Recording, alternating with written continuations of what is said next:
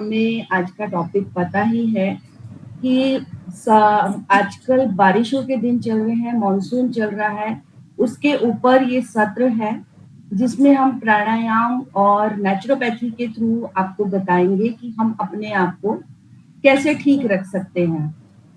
हमारी लाइफ में बहुत सारे चेंजेस आते हैं, जैसे जैसे मौसम चेंज आता है, बहुत सारी बीमारियां उसके हिसाब से आती और जाती रहती हैं। रूपाली दीदी प्लीज म्यूट कर दीजिए। और आप लोगों से मेरी एक हम्बल रिक्वेस्ट है कि जब आप लोगों ने टाइम निकाला है, आप लोग हमारे साथ जुड़े हैं, तो मैक्सिमम लोग अगर आप लोग अपनी वीडियो ऑन रखेंगे तो थोड़ा सा हमें समझाने में और बताने में इजी हो जाता है। हमें लगता है कि आप हमारे को सीरियसली ले रहे हैं। तो आप लोगों से सभी से रिक्वेस्ट है, जब आपने इतना टाइम निकाला है तो थोड़ी सी और वो करें कि अपनी वीडियो भी खोल लें। थैंक यू दीदी। सुशील गोयल के नाम से दीदी आप ना, सुशील गीत, आप अनम्यूट हो गए हैं, म्यूट कर लीजिए दीदी। हाँ जी, आप ठीक है। ये हमारी जो वर्कशॉप चलती है, इसमें हम अलग अलग तरह के डॉक्टर्स को लाते हैं और योग के थ्रू और नेचुरोपैथी, आयुर्वेद, मुद्राओं, इन सभी के द्वारा हम कोशिश करते हैं कि हम नेचुरल तरीके से अपनी बॉडी को हील कर सकें। तो आप लोगों से रिक्वेस्ट है कि आगे भी आप लोग अपने जो भी नियर्स एंड डियर्स हैं, क्योंकि ये फ्री ऑफ कॉस्ट रहती है, तो आगे भी आप इसको सर्कुलेट करें जिससे ज्यादा से ज्यादा लोगों को इसका फायदा मिले।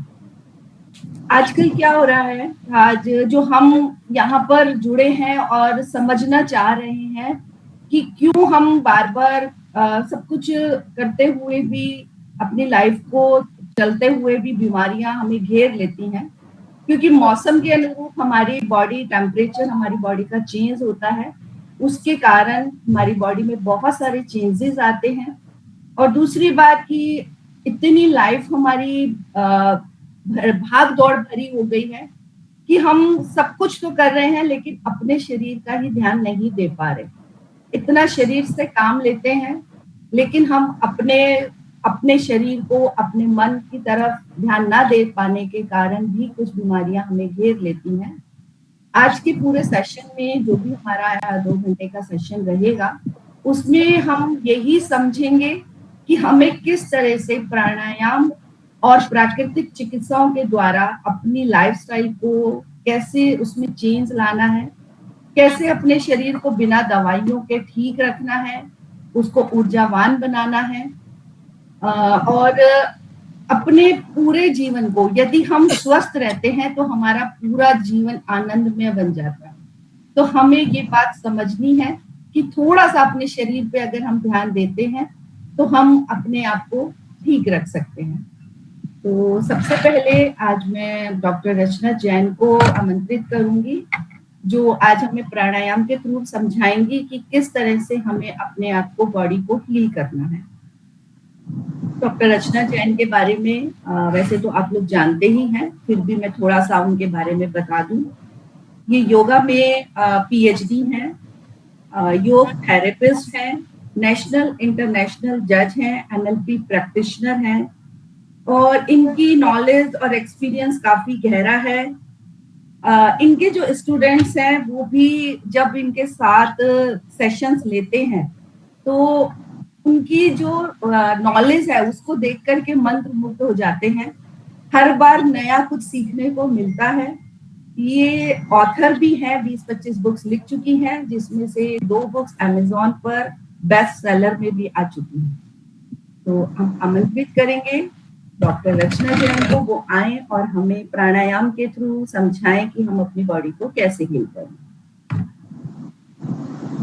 Over to Rachna ma'am.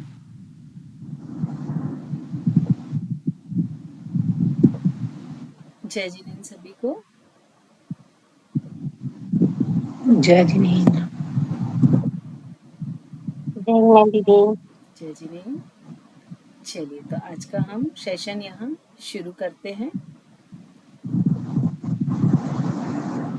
कोशिश करें कि वीडियो ऑन कर लें, क्योंकि अगर आप वीडियो ऑन करेंगे तभी हम आपके पोस्चर देख पाएंगे और तभी आपको करेक्ट करा पाएंगे। अब हम बात कर रहे हैं प्राणायाम की।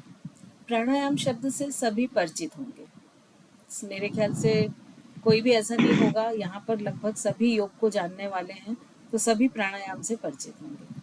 तो सबसे पहला तो क्वेश्चन उठता है कि प्राणायाम है क्या, क्योंकि योग प्राणायाम इन चीज़ों के बारे में एक बहुत बड़ा मिथ है कि इनके नेगेटिव इफ़ेक्ट्स नहीं होते हैं। तो सबसे पहले तो हम अपना ये कॉन्सेप्ट एकदम क्लियर कर लें कि यदि किसी चीज़ के पॉजिटिव इफ़ेक्ट हैं तो उसके नेगेटिव इफ़ेक्ट भी 100% होंगे ही होंगे। और जब मैं लोगों को प्राणायाम करते हुए देखती हूँ तो शायद आप बिलीव नहीं करेंगे, लेकिन अबव 90% लोग मुझे गलत प्राणायाम करते हुए दिखाई देते हैं। और चूंकि प्राणायाम एक बहुत ही स्ट्रॉन्ग ब्रीदिंग टेक्निक है, तो ये जितने जल्दी इसके इफ़ेक्ट फ़ायदे वाले होते हैं उतनी ही जल्दी इसके नेगेटिव इफ़ेक्ट भी होते हैं। तो सभी से ये रिक्वेस्ट है कि प्राणायाम यदि करें तो सही टेक्निक के साथ करें, सही ढंग से सीख के करें, अदरवाइज उसके ड्रॉबैक भी हो सकते हैं। तो जैसे कि आपको मालूम है कि अभी जो सीजन है वो बारिश का सीज़न है। बारिश के सीज़न में हमारे जो बॉडी की फिजियोलॉजीज होती हैं, इम्यून सिस्टम होता है वो थोड़ा स्लो हो जाता है या थोड़ा सा वीक हो जाता है। और बारिश में ही आप देखिए इन्फेक्शंस, बहुत सारे तरह के इन्फेक्शंस होते हैं, जैसे आई इन्फेक्शन है, फिर जीआई मतलब जो हमारी एलिमेंट्री कैनाल है या जिस जहाँ से खाना पूरा डाइजेस्ट होता है, पचता है, वहाँ पर भी आप देखिए इन्फेक्शन के चांसेस बहुत बढ़ जाते हैं, क्योंकि इस समय जो पानी है उसकी भी जो बहुत प्योर और साफ नहीं आता है, कंटेमिनेटेड रहता है, उसमें बहुत सारी अशुद्धियाँ हो जाती हैं। और उसी तरह से अगर हम भोजन को देखें तो इस समय भोजन में बहुत जल्दी ही खराबी आती है, उसमें बहुत सारे बैक्टीरिया वायरस भी आते हैं। तो यहाँ पर हम जब प्राणायाम की बात करते हैं तो प्राणायाम का सबसे पहला थंब रूल है कि आपकी स्पाइन स्ट्रेट होना चाहिए, स्पाइन प्लस आपका हेड। तो सबसे पहले तो आप लोग बैठ के बताएं कि आप लोग किस तरह से प्राणायाम में बैठते हैं, क्योंकि आप जब बताएंगे तभी मैं उसको करेक्शन कर पाऊंगी, अदरवाइज सिर्फ यही चीज़ होगी कि मैंने बोला, आपने सुना, बात खत्म हो गई और कल से आप वैसे ही राउंड प्राणायाम कर रहे हैं। तो कोशिश करें कि एक बार आप अपना पोस्चर दिखाएं कि जब आप प्राणायाम करते हैं तो आप किस तरह से बैठते हैं।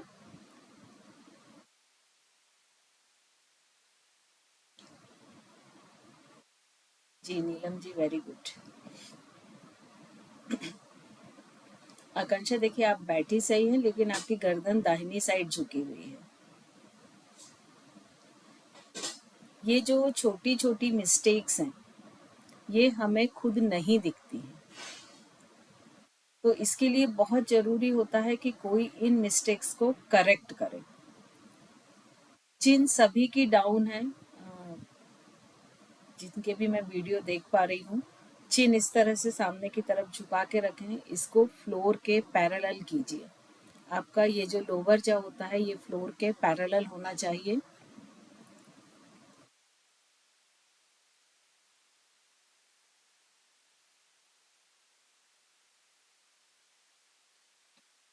Good Neelam ji, very good. Yes Sarita ji, आपकी बहुत अच्छी पोजीशन है, अलाइनमेंट बहुत अच्छे हैं। शोल्डर्स का हम ध्यान रखेंगे, मोस्टली हम स्पाइन तो स्ट्रेट कर लेते हैं लेकिन शोल्डर ऐसे राउंडेड करके बैठते हैं, तो शोल्डर्स आपके इस तरह से रोल बैक होने चाहिए जिससे चेस्ट पूरा ओपन हो। तो शोल्डर्स को थोड़ा रोल बैक करते हुए चेस्ट ओपन कीजिए।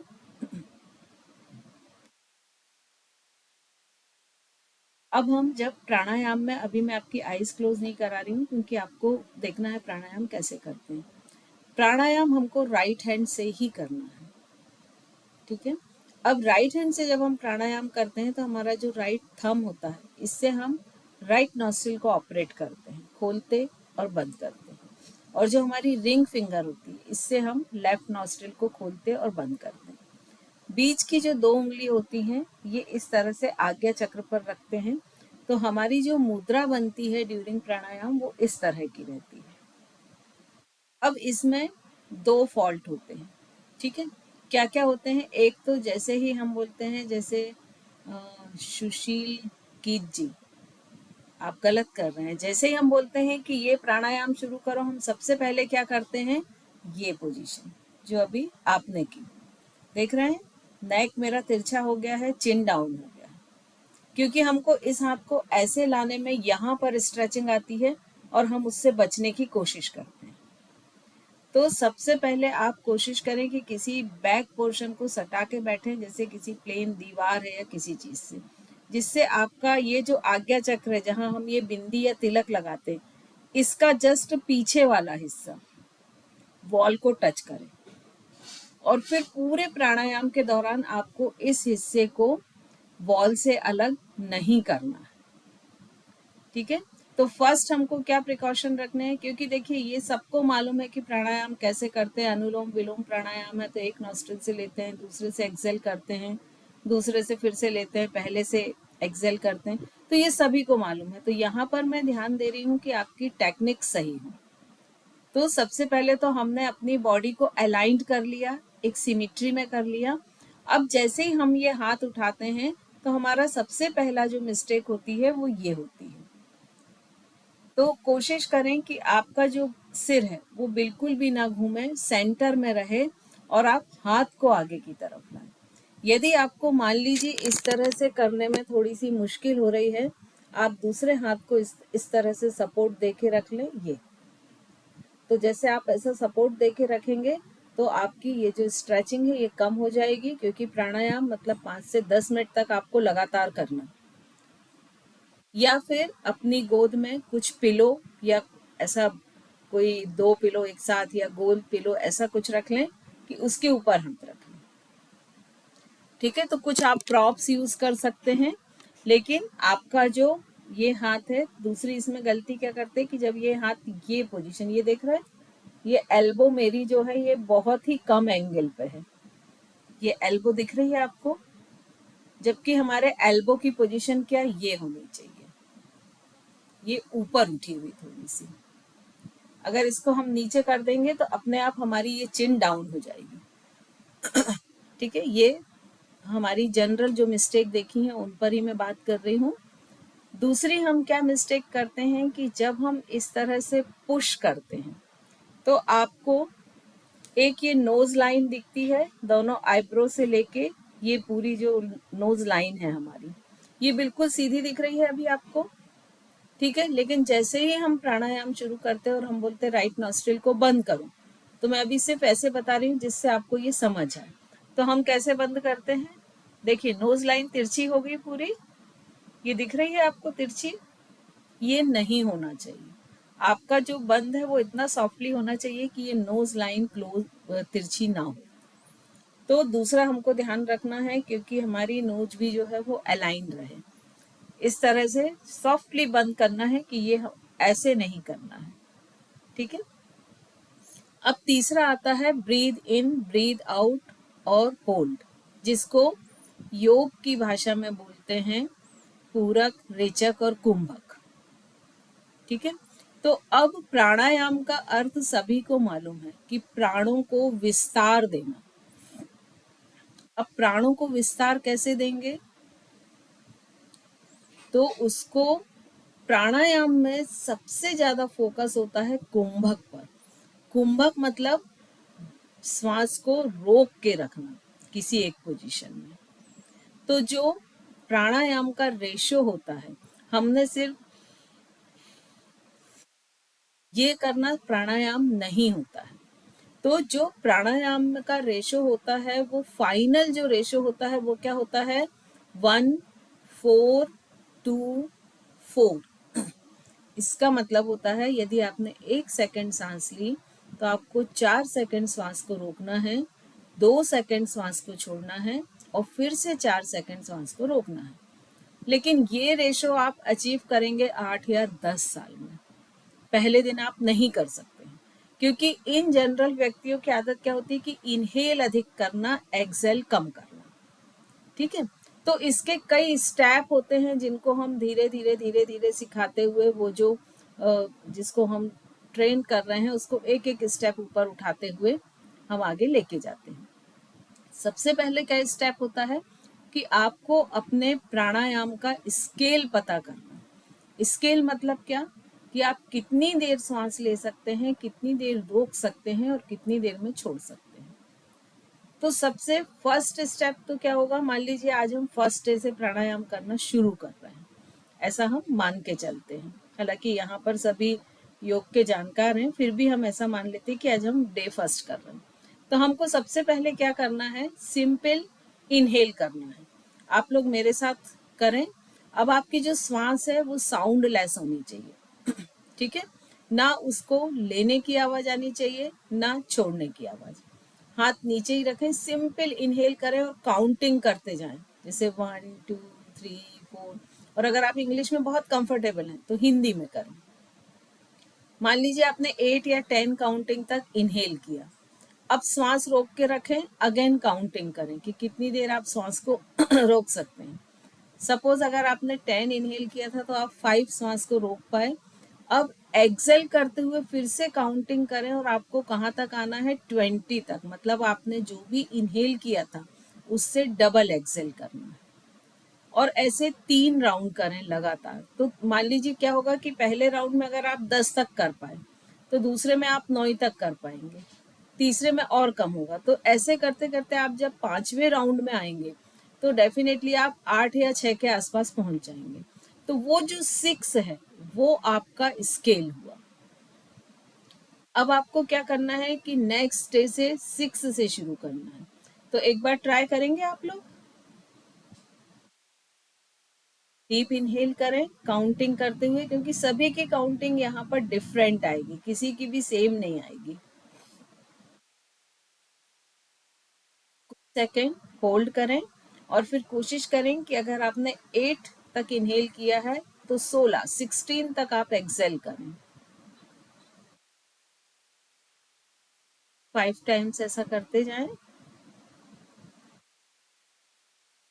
विपुल जी, आप चिन को सामने की तरफ झुका के बैठिए, थोड़ा सा चिन अप कर लें स्लाइडली।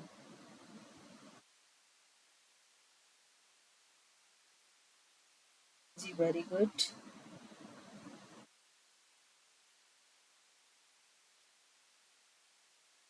जी गुड। अनुश्री, चिन आगे की तरफ डाउन है, थोड़ा सा ऊपर करें और दाहिनी साइड आपका सिर झुका हुआ है, थोड़ा सा लेफ्ट ले लें। Yes very good.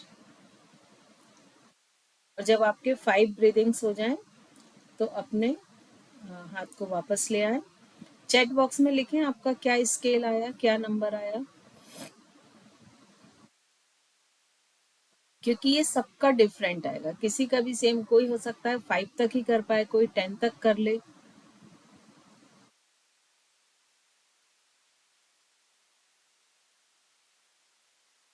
Chat box में डालें आपका नंबर क्या आया है। 5 है तो 5 लिखें, 6 है तो 6 लिखें, जो भी आपका नंबर आया है।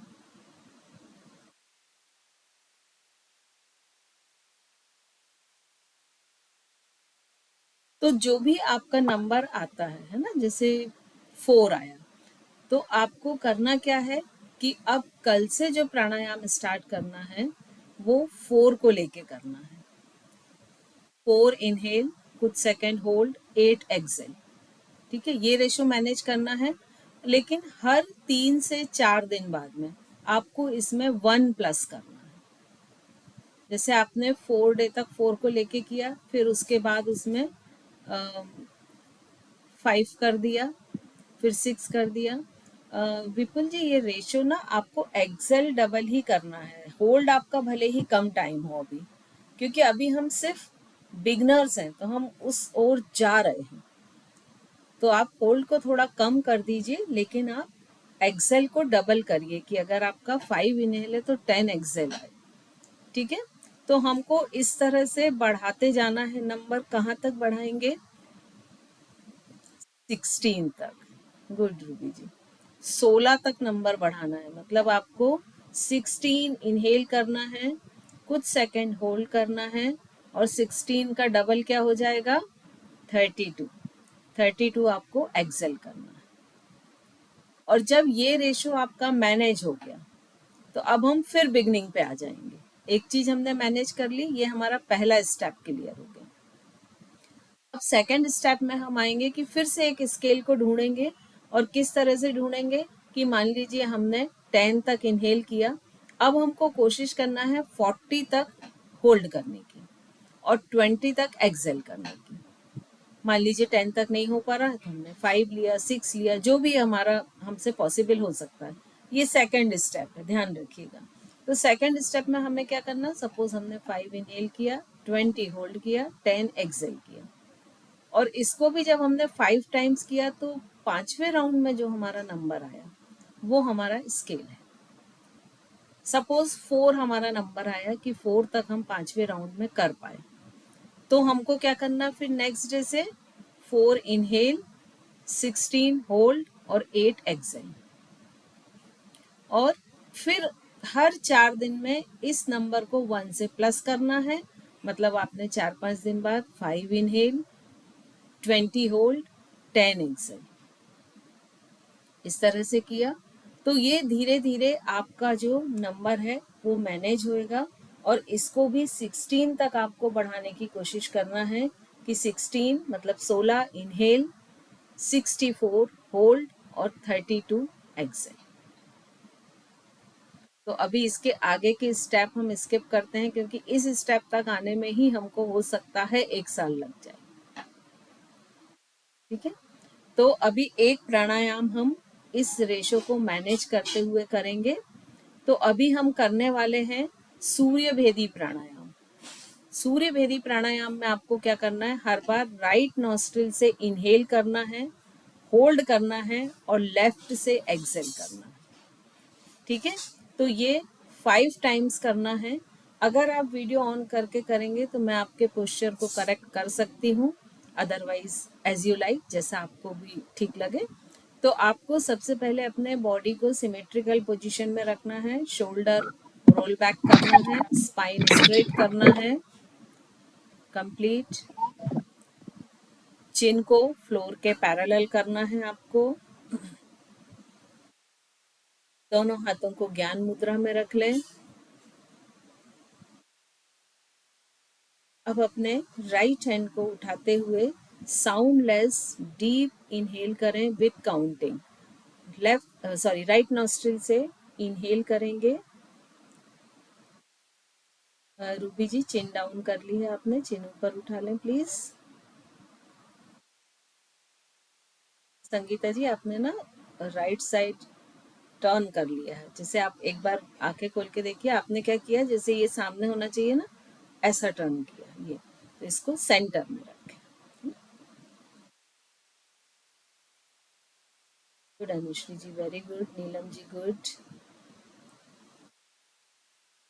मीना जी आपका पोस्चर मुझे नहीं दिख रहा है, आपका भी पोस्चर एक्चुअली शायद बैकग्राउंड है आपके में, इसलिए मुझे नहीं दिख रहा है क्लियर। होल्ड करना है और इनहेल से डबल एक्सेल करना है। हर बार राइट से इनहेल, होल्ड एंड लेफ्ट से एक्सेल। कोशिश करें इसको 5 टाइम्स करने की और फिर देखें कि 5 टाइम आपका क्या रेशो आ रहा है।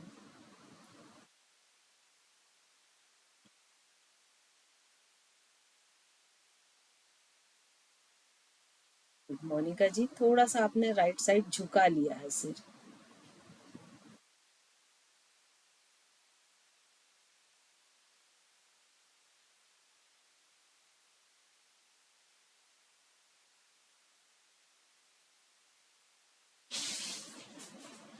जब आपके 5 राउंड्स कंप्लीट हो जाएं तो हाथ को नीचे ले आएं। आपके सांस लेने और छोड़ने की आवाज आपको भी नहीं आना चाहिए। सरिता जी आप दाहिनी साइड सिर को झुकाए हुए हैं।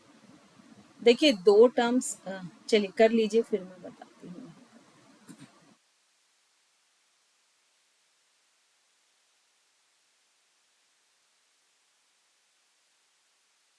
सरिता जी कोशिश करिए कि राइट हैंड से करें, आप लेफ्ट से कर रही हैं, राइट से करने की कोशिश करें। गुड मोनिका जी आपका एकदम परफेक्ट आ रहा है, वेरी गुड।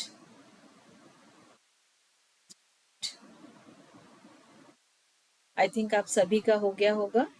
अब सभी को अपना स्केल पता चल गया होगा। गुड रूबी जी, 5 है ना।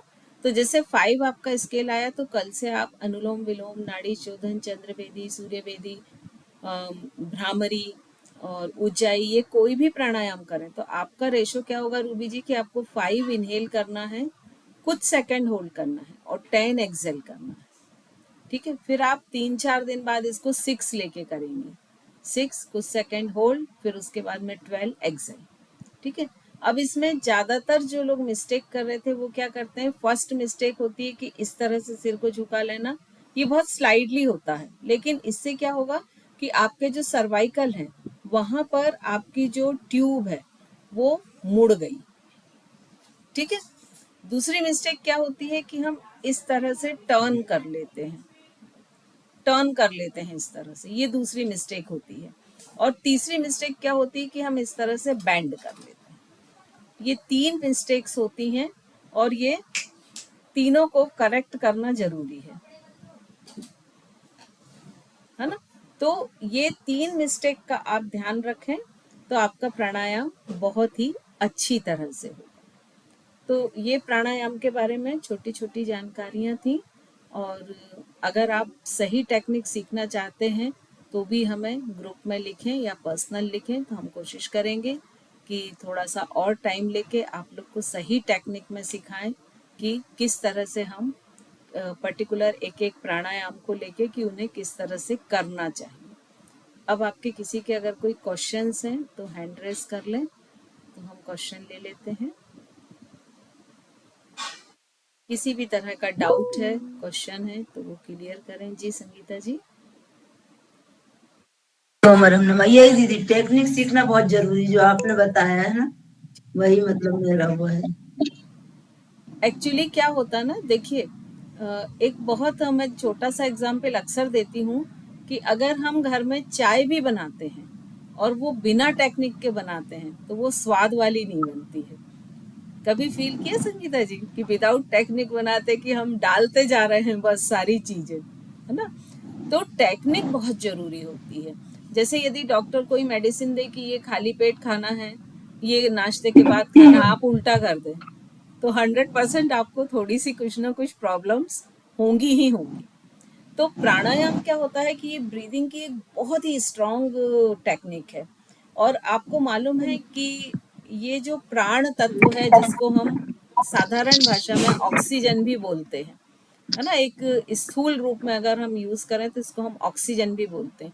यही हमारे जीवन का आधार है ना। आप देखिए, पानी पिए बिना आप 2 दिन तक आराम से रह सकते हैं, खाना खाए बिना आप 15 दिन भी रह सकते हैं, लेकिन सांस लिए बगैर। तो ये बहुत ही एक स्ट्रांग पोजीशन होती है और कोशिश करें कि इसको एकदम परफेक्ट और सही ढंग से करें। विपुल जी, विपुल जी आप बहुत अच्छा कर रही थी। आप बस ना थोड़ा सा हेड को ऐसे घुमा ले रही थी, शायद वो सिर्फ वही रीजन होता कि ये जो स्ट्रेचिंग आती ना, उससे बचने के लिए हम हाथ को ऐसे आगे ना लाके ना ऐसा कर लेते हैं। और दीदी पता ही नहीं चलता कब हो जाता है। हाँ, ये अनकॉन्शियसली, क्योंकि हम जो ह्यूमंस होते हैं ना अपने आप को हमेशा कंफर्टेबल जोन में रखना चाहते हैं। मतलब यदि हम 10 मिनट के लिए भी कहीं जाते हैं तो हम बैठना होता तो हम सबसे पहले ढूंढते हैं कि हमारे हिसाब से कंफर्टेबल क्या पोजीशन है। तो कोशिश करें वॉल से टिक के करें, या तो प्रॉपर सही टेक्निक सीख लें, अदरवाइज वॉल से टिकें। तो क्या होगा कि जब ये हिस्सा वॉल से हटेगा ना, जैसे आपने घुमाया तो ये मूव होगा तो आपको एहसास हो जाएगा। ये आपका क्वेश्चन। मुझे ये पूछना था कि इनहेल तो हम इजीली कर लेते हैं, बट रोकने में बहुत एफर्ट्स लगते हैं, और जब हम एक्सेल करते हैं तो वो एकदम से ही एक्सेल हो जाती है, हम काउंटिंग ही नहीं हो पाती है। वही चीज है। एक्चुअली क्या है कि प्राणायाम का मतलब ही है कि कुंभक और रेचक, मतलब रोकना और श्वास को छोड़ना। तो जितनी रिदमिक आपकी एक्सेल होगी उतने अच्छे आपके प्राणायाम के इफेक्ट्स आपकी बॉडी पर होंगे। तो ये धीरे धीरे आ जाएगा। जैसे होता ना, हम साइकिल चलाना सीखते हैं तो पहले बहुत लड़खड़ाते हैं, कहीं भी पत्थर आया तो गिर भी जाते हैं, लेकिन जब हम लगातार लगातार प्रैक्टिस करते हैं तो कई बार ऐसा होता है कि हम दोनों हाथ छोड़ के भी चला लेते हैं। तो ये चीजें प्रैक्टिस पे डिपेंड करती हैं और स्टार्टिंग हमेशा डिफिकल्ट होती है। तो कोशिश करें कि जैसे अभी मान लीजिए आप 5 को लेके कर रहे हैं तो आप 4 को लेके करें और होल्डिंग थोड़ा कम करें, क्योंकि जब हम होल्डिंग करते हैं ना तो फिर हमको एकदम बेचैनी लगती है और हम एक्सेल कंप्लीट कर देते हैं। और अगर तब भी पॉसिबल ना हो तो होल्डिंग ना करें शुरू में। जैसे 4 इनहेल किया, सिर्फ हम जो नॉस्ट्रिल चेंज करते हैं ना 1 या 2 सेकंड की, वो होल्डिंग हो जाएगी और 8 तक स्मूथली एक्सेल करें। जब आपका स्मूथ एक्सेल आने लगे तब आप होल्डिंग बढ़ाएं। मतलब एक वो जो हमारी श्वासें हैं ना, श्वासें हमारे मन से जुड़ी रहती हैं। देखिए जब कभी भी आप अपना ध्यान अपनी श्वासों पर केंद्रित कर देते ना तो आपका मन ऑटोमेटिक शांत हो जाता है। तो ये जो श्वास और मन है ना, ये बिल्कुल एक जंगली बंदर होता ना वैसी होती है। तो अगर इसको सर्कस में लाना है, ट्रेंड करना है और इसमें कुछ स्किल्स डेवलप करने हैं तो आपको धीरे धीरे धीरे धीरे उनको ट्रेंड करना पड़ेगा, एकदम से वो पॉसिबल नहीं हो पाएगा। सरिता जी। ओ मैडम नमः दीदी, जैसे मैंने 6 का रेशो रखा था जी। लेकिन 12 तक मैं छोड़ भी पाती हूँ, लेकिन उसके बाद क्या होता है कि एकदम फोर्सफुली सांस लेने की कोशिश करने लगती है। आप 5 के रेशो से करें। अच्छा। जैसे एक वीक आपने 5 का रेशो किया, हाँ। है ना, फिर नेक्स्ट वीक 6 करें। और दूसरी बात ये है कि मेरा पोस्चर क्या बहुत गड़बड़ था। एक्चुअली मोस्टली ये नेक का ही गड़बड़ होता है। नहीं, नेक हमारी आदत ही है, मेरी थोड़ी राइट साइड हमेशा आपकी राइट ऐसी साइड रहती है। झुका के बैठने की आदत है। हाँ। आपकी जो मिस अलाइनमेंट है वो क्या है कि आपकी ये जो नेक है ना, ये ऐसे राइट रहती है और ये शोल्डर डाउन होता है, ये पोजीशन आपकी रहती है। हाँ। तो इसको आपको करेक्ट करना ही पड़ेगा। अच्छा। है ना, तो कोशिश करें उस पर ध्यान रखें। Thank you. Welcome. Last question Ruby Jain. अभी उसके बाद अगर किसी के कोई क्वेश्चंस होंगे तो हम बाद में एंड में ले लेंगे। ओ मैडम नमा दीदी, ओ मैडम दीदी हम सांस ही लेते हैं ना, उस समय ऐसा लगता है जैसे कि खांसी आने वाली है, तो ये ठीक है? नहीं, ये स्टार्टिंग की प्रॉब्लम्स होती हैं जब आप लगातार करते जाएंगे, है ना, तो धीरे धीरे ये कंट्रोल होंगी। वो वही चीज है कि जैसे साइकिल चलाते ना तो हैंडल ऐसे ऐसे होता है स्टार्टिंग में, लेकिन जब हम थोड़ा रोज रोज रोज रोज प्रैक्टिस करते हैं तो वो स्मूथ चलने लगती है। तो इसमें एक तो प्रैक्टिस की जरूरत है, दूसरी कंटिन्यूटी की जरूरत है। अगर ये आप कंटिन्यू नहीं करेंगे, जैसे आपने 1 हफ्ते किया उसके बाद 1 दिन का गैप ले लिया तो आप फिर से पीछे पहुंच गए। हाँ, लेकिन आप एक बार मास्टर हो गए, फिर आपने मान लीजिए 1 हफ्ता का भी गैप ले लिया तो आप वहीं रहेंगे, है ना। तो इसको दीदी कोशिश। और जैसे सरिता दीदी ने बताया कि उनकी गर्दन थोड़ी ऐसी रहती है, तो दीदी मेरे हिसाब से जो मेंटल कंडीशन है, क्योंकि जैसे जब हम कभी कुछ सोचते हैं ना, उस समय हमें पता नहीं रहता, हमारी गर्दन अपने आप ऐसे हो जाती हाँ, है, ये सही है? एक्चुअली ये बॉडी मिसअलाइनमेंट्स होते हैं और जो लगभग 30-35 के बाद हर व्यक्ति में कुछ ना कुछ होते हैं जो हमें खुद को नहीं दिखते हैं। लेकिन जो लोग अलाइनमेंट पे काम करते हैं, कि जैसे हमारा जो योग होता है वो पूरा अलाइनमेंट पे होता है, क्योंकि अलाइनमेंट गड़बड़ हुआ मतलब क्या, अगर कंधे का हुआ तो फ्रोजन शोल्डर सर्वाइकल का प्रॉब्लम, स्पाइन का हुआ तो स्लिप डिस्क का प्रॉब्लम, पेल्विक का हुआ तो साइटिका का प्रॉब्लम, नी प्रॉब्लम, एंकल प्रॉब्लम, एड़ी का दर्द देना। तो ये सारी चीजें जो हैं अलाइनमेंट से रिलेटेड है और योग बहुत अच्छी थेरेपी देता है अलाइनमेंट की, अलाइनमेंट को इम्प्रूव करने में। तो इसीलिए कोशिश करें कि योग करें तब भी आप लोग अलाइनमेंट के साथ करें। दीदी एक क्वेश्चन और, हमारी एडी में जो दर्द होता है वो रीजन क्या रहता है उसका, मतलब यहाँ प्रॉपर एक्सरसाइज नहीं करते या पैर रखने में देखिए प्रॉब्लम? आप जितनी एक्सरसाइज करती हैं उसमें कोई ध्यान करिए, जैसे हमारा ये पैर है तो यहाँ पे एक वैली पोर्शन होता है ना, आर्क बना होता है, उससे एडी जुड़ी होती है। आप पूरी एक्सरसाइज में किसी भी तरह की, योग नहीं कोई भी, आप ध्यान करिए इस पोर्शन की कोई एक्सरसाइज करती हैं क्या। लेकिन योग एक ऐसा है कि अगर आप सही टेक्निक से अगर उसको अडॉप्ट करती हैं तो हम सबसे पहले इसी पोर्शन की एक्सरसाइज करते हैं। लेकिन प्रॉब्लम बस यही होती है कि योग जो लोग करते हैं वो टेक्निक सही नहीं यूज करते हैं, जिसके जी मैं क्या कारण करती हूँ, जब भी एक्सरसाइज करती हूँ ना, जैसे ताड़ासन है या कुछ भी, तो जैसे बैठे बैठे कभी कभी उठती हूँ ना, तो एड़ी जमीन में रखने में दर्द होता है, फिर चलिए थोड़ी देर में ठीक हो जाता है। अभी आप इस सेशन में बने रहिए, लास्ट में हम आपका एक बार पोस्चर देख लेंगे, ठीक है? ठीक है, okay ma'am. Thank you Rachna ma'am, बहुत ही अच्छी तरीके से आपने बताया। जैसा कि आप लोगों ने देखा कि सबसे हमारा जो सांस लेना है सबसे जरूरी पार्ट, हम उसको ही प्रॉपर ध्यान नहीं देते। हम बस अपनी लाइफ को जीते जा रहे हैं और शायद हमने सांसों को ढंग से लेना ही छोड़ दिया है। जब छोटे बच्चे को हम देखते हैं उसका पूरा पेट ऊपर आता है और नीचे जाता है तो वो सांस प्रॉपर दिखाई देती है, लेकिन हम लोग क्या कर रहे हैं, अपनी फास्ट लाइफ के अंदर भागने दौड़ने के अंदर हम सांस लेना ही भूल गए हैं। और कई बार हमारे पास ऐसा भी आती है लोगों की बातें कि हम तो यूट्यूब से कर लेते हैं। तो अभी आपने उस चीज को समझा कि टेक्निक उस चीज में बहुत जरूरी है। अगर हम उसको कहीं से भी देखकर कर रहे हैं, किसी गाइडेंस के अंदर नहीं कर रहे हैं, तो वो हमारी बॉडी में कोई फायदा नहीं देगा। तो हम योग करें या प्राणायाम करें, उसको प्रॉपर अलाइनमेंट के साथ करें, किसी के निर्देशन में करें जिससे कि वो हमें प्रॉपर फायदा दे सके। अभी कुछ क्वेश्चंस आ रहे थे कि मैं अगर सांस को रोकती हूँ तो मेरा तेजी से छूट जाता है या मैं सांस को रोक नहीं पाती हूँ।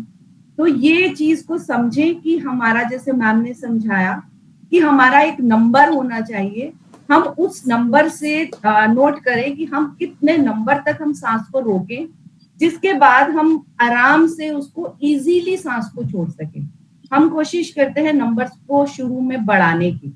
तो अगर हमारा अगर नंबर है 6 और हम कोशिश करें उसको 8-9 तक लेकर के जाएंगे, तो वो एकदम से हमारी सांस छूटेगी और हम उसके ऊपर कंट्रोल नहीं कर पाएंगे। तो यही गाइडेंस में जब हम सीखते हैं तो ये चीजें हम समझते हैं। और अगर हम गर्दन टेढ़ी कर रहे हैं तो जैसे पाइप में पानी जा रहा है और हमने उसको मोड़ दिया, तो उसी तरह से यहाँ पर हमारी नाक भी वही काम कर रही है कि हम सांस को ले तो रहे हैं प्रॉपर, लेकिन वो हम अंदर जाने से रोक रहे हैं। तो बहुत छोटी छोटी बातें हैं जो हमारे योग सेशंस में हम जो डेली लेते हैं उसमें ये चीजें समझाई जाती हैं, कराई जाती हैं। आंख बंद करके योगा कराया जाता है जिससे हम अपने इनर से जुड़ सकें और अपने अंदर उस चीज को समझ सकें। हमारे योगा सेशंस चलते हैं डेली मंडे टू फ्राइडे, आप उससे जुड़ सकते हैं। और अभी हमारा जो नेक्स्ट एक आने वाला है मंडे से, कल से हमारा भक्तांबर हीलिंग मेडिटेशन विद मुद्रास, हम मुद्राओं को लेकर के भक्तांबर हीलिंग से मेडिटेशन का एक सेशन लाने वाले हैं। हालांकि हमारे जो अर्ली बर्ड्स का उसमें हमने एक डाला था, वो खत्म हो चुका है, लेकिन क्योंकि आज हम लोग सारे जुड़े हैं तो आज के लिए वो ऑफर वैलिड है। अगर आप चाहें तो आज भी उसमें उसी अमाउंट के साथ जुड़ सकते हैं। तो आप लोगों का स्वागत है कि आप लोग हमसे जुड़े, हमारे साथ योग करें, मेडिटेशन करें और अपने आप को ड्रगलेस, अपने आप को ठीक कर पाए। जैसा कि आज के वर्कशॉप में डॉक्टर रचना जैन ने प्राणायाम से हमें समझाया कि हमें अपने आप को कैसे ठीक रखना है। और बरसात के दिनों में हमारे पास बहुत सारे इश्यू आ रहे हैं, बहुत सारे हमारे पास क्वेश्चंस आते हैं कि हमारे को प्रॉब्लम्स आ रही हैं। तो आज हम डॉक्टर वीरेंद्र अग्रवाल जी से समझेंगे कि हमें उसको नेचुरोपैथी के थ्रू कैसे अपने आप को हील करना है। तो मैं इनवाइट करूंगी डॉक्टर वीरेंद्र अग्रवाल जी को। वीरेंद्र अग्रवाल जी पिछले 26 वर्षों से योग एवं प्राकृतिक चिकित्सा के क्षेत्र में समर्पित होकर स्वास्थ्य सेवा प्रदान कर रहे हैं। भरतपुर राजस्थान में स्थित स्वास्थ्य मंदिर के संस्थापक हैं, जहां आवश्यक प्राकृतिक चिकित्सा एवं योग के माध्यम से हजारों लोगों का उपचार किया जा रहा है। स्वास्थ्य सेवा के साथ साथ सामाजिक क्षेत्र में भी उनका उल्लेखनीय योगदान है। वे अब तक 30,000 लोगों को स्वास्थ्य लाभ और 10,000 बच्चों को शिक्षा से जोड़ चुके हैं। तो मैं स्वागत करूंगी डॉक्टर वीरेंद्र अग्रवाल जी का, जो आज हमारे सेशन में आए और हम लोगों को ज्ञान देने के लिए हमारे साथ जुड़े। उनका स्वागत है। Over to doctor Virendra Agarwal ji. Sir आप अपना एक बार हैंड रेज कर लें, बाकी लोग हैंड रेज नीचे कर लीजिए प्लीज। सर आप हैंड रेज कर लीजिए।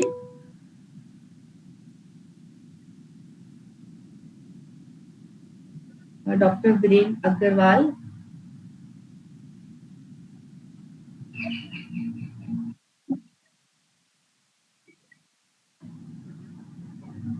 आप हमारे साथ जुड़े हुए हैं। एक बार मैं चेक कर लेती हूँ।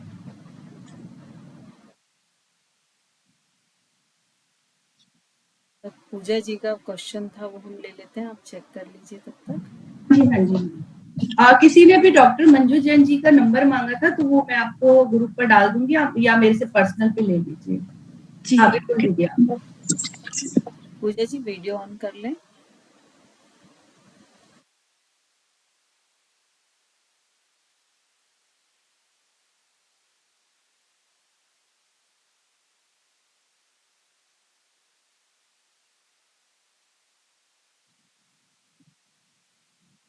पूजा जी वीडियो ऑन करके आप अपना क्वेश्चन कर लें, अपने हैंड रेज।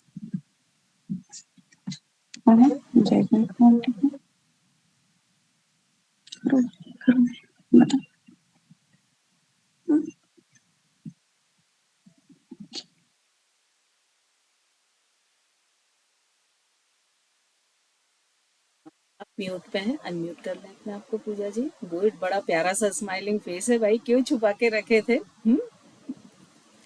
अनम्यूट कर लें, आप म्यूट हैं।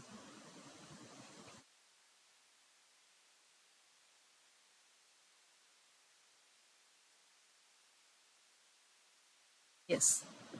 जय जिनेंद्र जय जी ने। मैम, बहुत अच्छा लगा। मैं 2 बार से आपकी क्लास अटेंड कर रही हूँ, बहुत अच्छा लगा। अभी जो रूबी जी ने जो क्वेश्चन पूछा था, मेरा भी सेम क्वेश्चन वही था। ओके। इनहेल करने में तो बहुत काफी टाइम तक मैं काफी नंबर्स काउंट कर लेती हूँ, बट जब एक्सेल करती हूँ ना तो बहुत इजीली मतलब 6, 7, 8 में ही नीचे आ जाता है बिल्कुल। यस, तो इस कंडीशन में आपको क्या करना है, एक्सेल काउंट करना है। जैसे आपका 8 में मान लीजिए कंप्लीट हो गया, तो आपको जी मैम। इनहेल 4 करना है, ओके। तभी आप मैनेज कर पाएंगे। क्योंकि जनरल जो एक कोई भी जनरल व्यक्ति है तो उसका इनहेल हमेशा ज्यादा होता है, एक्सेल कम होता है। और प्राणायाम में हम सबसे पहले इस रेशो को रिवर्स करते हैं। जो 2:1 होता है उसको हम 1:2 करते हैं। तो जब अच्छा। इसको रिवर्स करते हैं ना तो वो थोड़ा सा मुश्किल होता है। और जी इवन जी। कई बार तो यहाँ तक भी देखा है कि जब कुछ ऐसे जैसे मान लीजिए कपालभाति शुद्धि क्रिया वगैरह हम कराते हैं, तो मालूम पड़ता है कि लोग ब्रीदिंग ही उल्टी कर रहे थे। कि जब वो इनहेल कर रहे थे तो नेवल अंदर जा रहा था, और जब वो एक्सेल कर रहे थे तो नेवल बाहर आ रहा था। बिल्कुल। है ना? तो ब्रीदिंग पर हमको बहुत फोकस करके अपना बना के रखना चाहिए, क्योंकि वही हमारा पूरा लाइफ का बेस है। तो आप हाँ इसको उल्टा करें कि आप जितना एक्सेल कर पा रहे हैं उससे हाफ आप इनहेल करें। ठीक है। हाँ, डॉक्टर वीरेंद्र अग्रवाल जी हमारे मैम, साथ जुड़ चुके थैंक हैं। You so much ma'am. Welcome. मैं इनवाइट करूंगी सर, आपका बहुत बहुत स्वागत है। आपका बहुत बहुत धन्यवाद, आपने हमारे लिए टाइम दिया।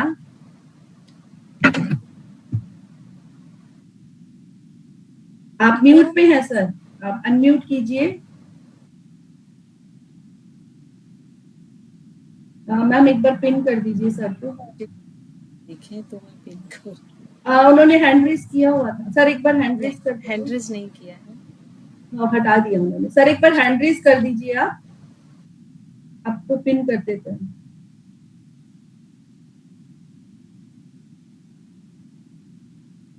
स्वास्थ्य के नाम से, स्वास्थ्य जी मंदिर हाँ, के नाम वो से तो जुड़े। मैंने देख लिया।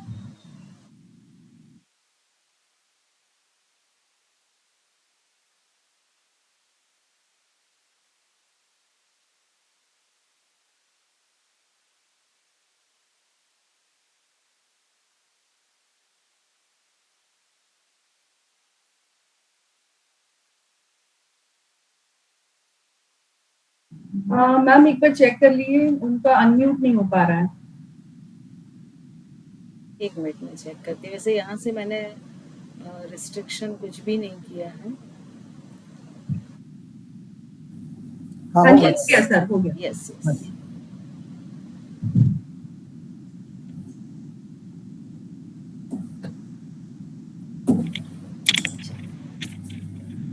बहुत बहुत स्वागत है सर आपका हमारे इस प्लेटफॉर्म पे। और चूंकि जैसे कि आज का हमारा टॉपिक है, हम सीधा पॉइंट पर आते हैं कि अभी बारिश का मौसम चल रहा है, और जैसे ही बारिश तेज होती है ना तो सबसे पहले होता है कि भाई चाय और पकोड़े लाए जाएं। कहने का मतलब यह है कि हमारा सारा जो डाइट रहती है, हमारी जो सनलाइट होती है, सारी चीज़ें अस्त व्यस्त हुई पड़ी होती हैं इस सीज़न में। तो सबसे पहले तो मैं आपसे एक क्वेश्चन करना चाहूँगी कि जो नेचुरोपैथी है, जैसे कि आयुर्वेद है वो त्रिदोष पे काम करती है या उसके अपने कुछ टूल्स होते हैं, तो ऐसे नेचुरोपैथी किस सिद्धांत पे काम करती है और उसके टूल्स क्या होते हैं ट्रीटमेंट के लिए? बिल्कुल, मैं बता देता हूँ। प्राकृतिक चिकित्सा सिर्फ एक ही सिद्धांत पर काम करती है और उसका मुख्य सिद्धांत है, शरीर में कहीं भी जब गंदगी जमा होती है तो उसके अंदर अपने आप ही कीटाणु यानी कि वायरस पनपने लगते हैं। वो वायरस जिस टाइप्स के होते हैं या जिस कैटेगरी के होते हैं वो उस कैटेगरी के रोग पैदा कर देते हैं। और जैसे हम मान के चलते हैं कि हमारा कॉन्स्टिपेशन हुआ तो कब्ज के वायरस पनपेंगे, तो हो सकता है कोलाइटिस हो, अम्योबाइसिस हो, IBS हो। तो प्राकृतिक चिकित्सा का मेन सिद्धांत है शरीर में गंदगी का जमा होना, उस गंदगी पर कीटाणु पनपना और रोग का उत्पन्न होना। एलोपैथी सिर्फ अलग सिद्धांत पर काम करती है, वो सिद्धांत है वायरस को खत्म करना। नेचुरोपैथी का सिद्धांत है गंदगी की सफाई करना। तो यहाँ पर ये तो बिल्कुल नेचुरल सा है कि जहाँ पर गंदगी होगी वहाँ पर, जिनको हम साधारण भाषा में बोलते हैं कि छोटे छोटे कीड़े या वर्म्स, तो ये होगा और ये इन्फेक्शन क्रिएट करेगा। बिल्कुल। तो ये सारी चीजें तो बिल्कुल नेचुरल चीज है। अब हम ये ठीक है, ये चीजें हो गई हमारे बॉडी में, तो अब नेचुरोपैथी के पास ऐसे क्या इक्विपमेंट्स हैं, क्या टूल्स हैं जिनके थ्रू वो इसको क्लीन करती है या बॉडी को डिटॉक्स करती है? नेचुरोपैथी प्राकृतिक चिकित्सा एक्चुअल में प्रकृति की कुदरत के नजदीक की चिकित्सा है। शरीर की शुद्धिकरण करना, डिटॉक्सिफिकेशन कराना प्राकृतिक चिकित्सा का काम है। शरीर बॉडी जो भी डॉक्टर होता है सबसे पहले उसके पेट पर काम करता है, वो पेट की सफाई करना। हो सकता है कि सारी गंदगी की जड़ पेट से ही शुरू होती है, तो पेट की सफाई करना। पेट की सफाई प्राकृतिक चिकित्सा में कई माध्यमों से की जाती है। आपके आहार को बदलकर, आपके लाइफ स्टाइल को बदलकर, तब भी आपका पेट साफ नहीं होता या आप अपनी आदतें नहीं बदलते हैं या आप अपने खान पान को नहीं बदलते हैं, तो फिर एनीमा, पेट को एक एनीमा देकर या बस्ती देकर पेट की सफाई की जाती है। प्राकृतिक चिकित्सा पहले ये काम करती है कि पेट की सफाई हो, उसके फिर बाद आपकी आंतों की सफाई हो, जैसे कुंजल, जिसे हम भमन बोलते हैं, स्टीम बाथ यानी भाप स्नान, शरीर से बॉडी के पसीने को निकालना। पसीना जितना निकलेगा आपकी स्किन के थ्रू जमा हुई गंदगी उतनी बाहर निकल जाएगी। और तीसरा है मल के थ्रू, तो आपने एनिमासी कर दी, मूत्र के द्वारा यानी आपके पेशाब को बढ़ाना। जितना पेशाब बढ़ेगा किडनी की उतनी सफाई होगी और ब्लड उतना साफ होगा। ये उसके पास कुछ कुछ माध्यम हैं। आप बिल्कुल सही बोल रहे हैं डॉक्टर साहब, क्योंकि ऐसा बोला जाता है कि 80% जो बीमारियों की जड़ होता है वो पेट होता है, एक साधारण सी कहावत है। तो यहाँ पेट मतलब भोजन, दोनों चीज आपस में जुड़ी है। तो अभी जैसे मानसून सीजन चल रहा है, बहुत सारे भोजन में अनियमितताएं हो जाती हैं, बहुत अधिक ड्राई फ्राई इस टाइप की चीजें भी ली जाती हैं इस सीजन में। तो आप डाइट को लेके अकॉर्डिंग टू नेचुरोपैथी क्या सजेस्ट करेंगे कि इस सीजन में जो भोजन है वो किस तरह का होना चाहिए? और अगर सपोज हम ह्यूमन बीइंग्स हैं तो चीटिंग तो हमेशा करते ही हैं। कभी हमने मान लीजिए बहुत डीप फ्राई या कुछ बाहर का ले लिया, तो फिर उसको हम क्या करें कि वो हमारी बॉडी डिटॉक्स हो जाए? मैडम क्या है कि हमें पहले ये समझना होगा कि हर व्यक्ति अलग होता है और हर व्यक्ति की फूड की रिक्वायरमेंट भी अलग होती है, एटमॉस्फेयर के हिसाब से, उसके पर्यावरण के हिसाब से। जैसे मैं मान के चलता हूँ, मैं भरतपुर राजस्थान में रहता हूँ, तो मुझे चावल से बचना चाहिए। यदि मैं केरल में रह रहा हूँ तो मुझे चावल खाना चाहिए। पहले जो व्यक्ति अपने आहार को देख रहा है वो उसे ये समझना होगा कि मुझे कौन सा आहार चाहिए होता है। अब चूंकि बारिश का सीजन चल रहा है, बारिश है, तो मैं इस इलाके में हूँ जहाँ बारिश ज़्यादा है और यहाँ पर विटामिन सी की बहुत ज़रूरत है। इस अपने नॉर्थ वाले इलाके में, जैसे भरतपुर है, गुड़गांव है, नोएडा है, दिल्ली है, जयपुर है, हमको विटामिन सी की बहुत ज़्यादा ज़रूरत है, क्योंकि यहाँ की मिट्टी में दोमट नहीं पाई जाती है। तो हमें इस इलाके में विटामिन सी का ज़्यादा प्रयोग करना चाहिए। ऊपर वाला भी आप देखेंगे, कुदरत भी इन क्षेत्रों में बहुत ज़्यादा विटामिन सी के भोजन देता है, जैसे आम है, आंवला है, करौंजा है, नींबू है, बेल है, मौसम्बी है, संतरा, इस बेल्ट में ज़्यादा होते हैं। तो हमें बारिश के सीजन में जमीन की चीजों से बचना चाहिए। जमीन की चीजें नहीं खानी चाहिए, जैसे जमीकंद है, आलू है, गाजर है, कोई जमीन के अंदर जो चीजें होती है उनसे थोड़ी सी दूरी बनानी चाहिए। और हमें विटामिन सी का ज्यादा प्रयोग, हमारे अंदर जितना अधिक पानी जाएगा, हम 4 लीटर के आसपास मान के चलते हैं, तो बॉडी की डिटॉक्सिफिकेशन प्रक्रिया उतनी ही ठीक रहेगी।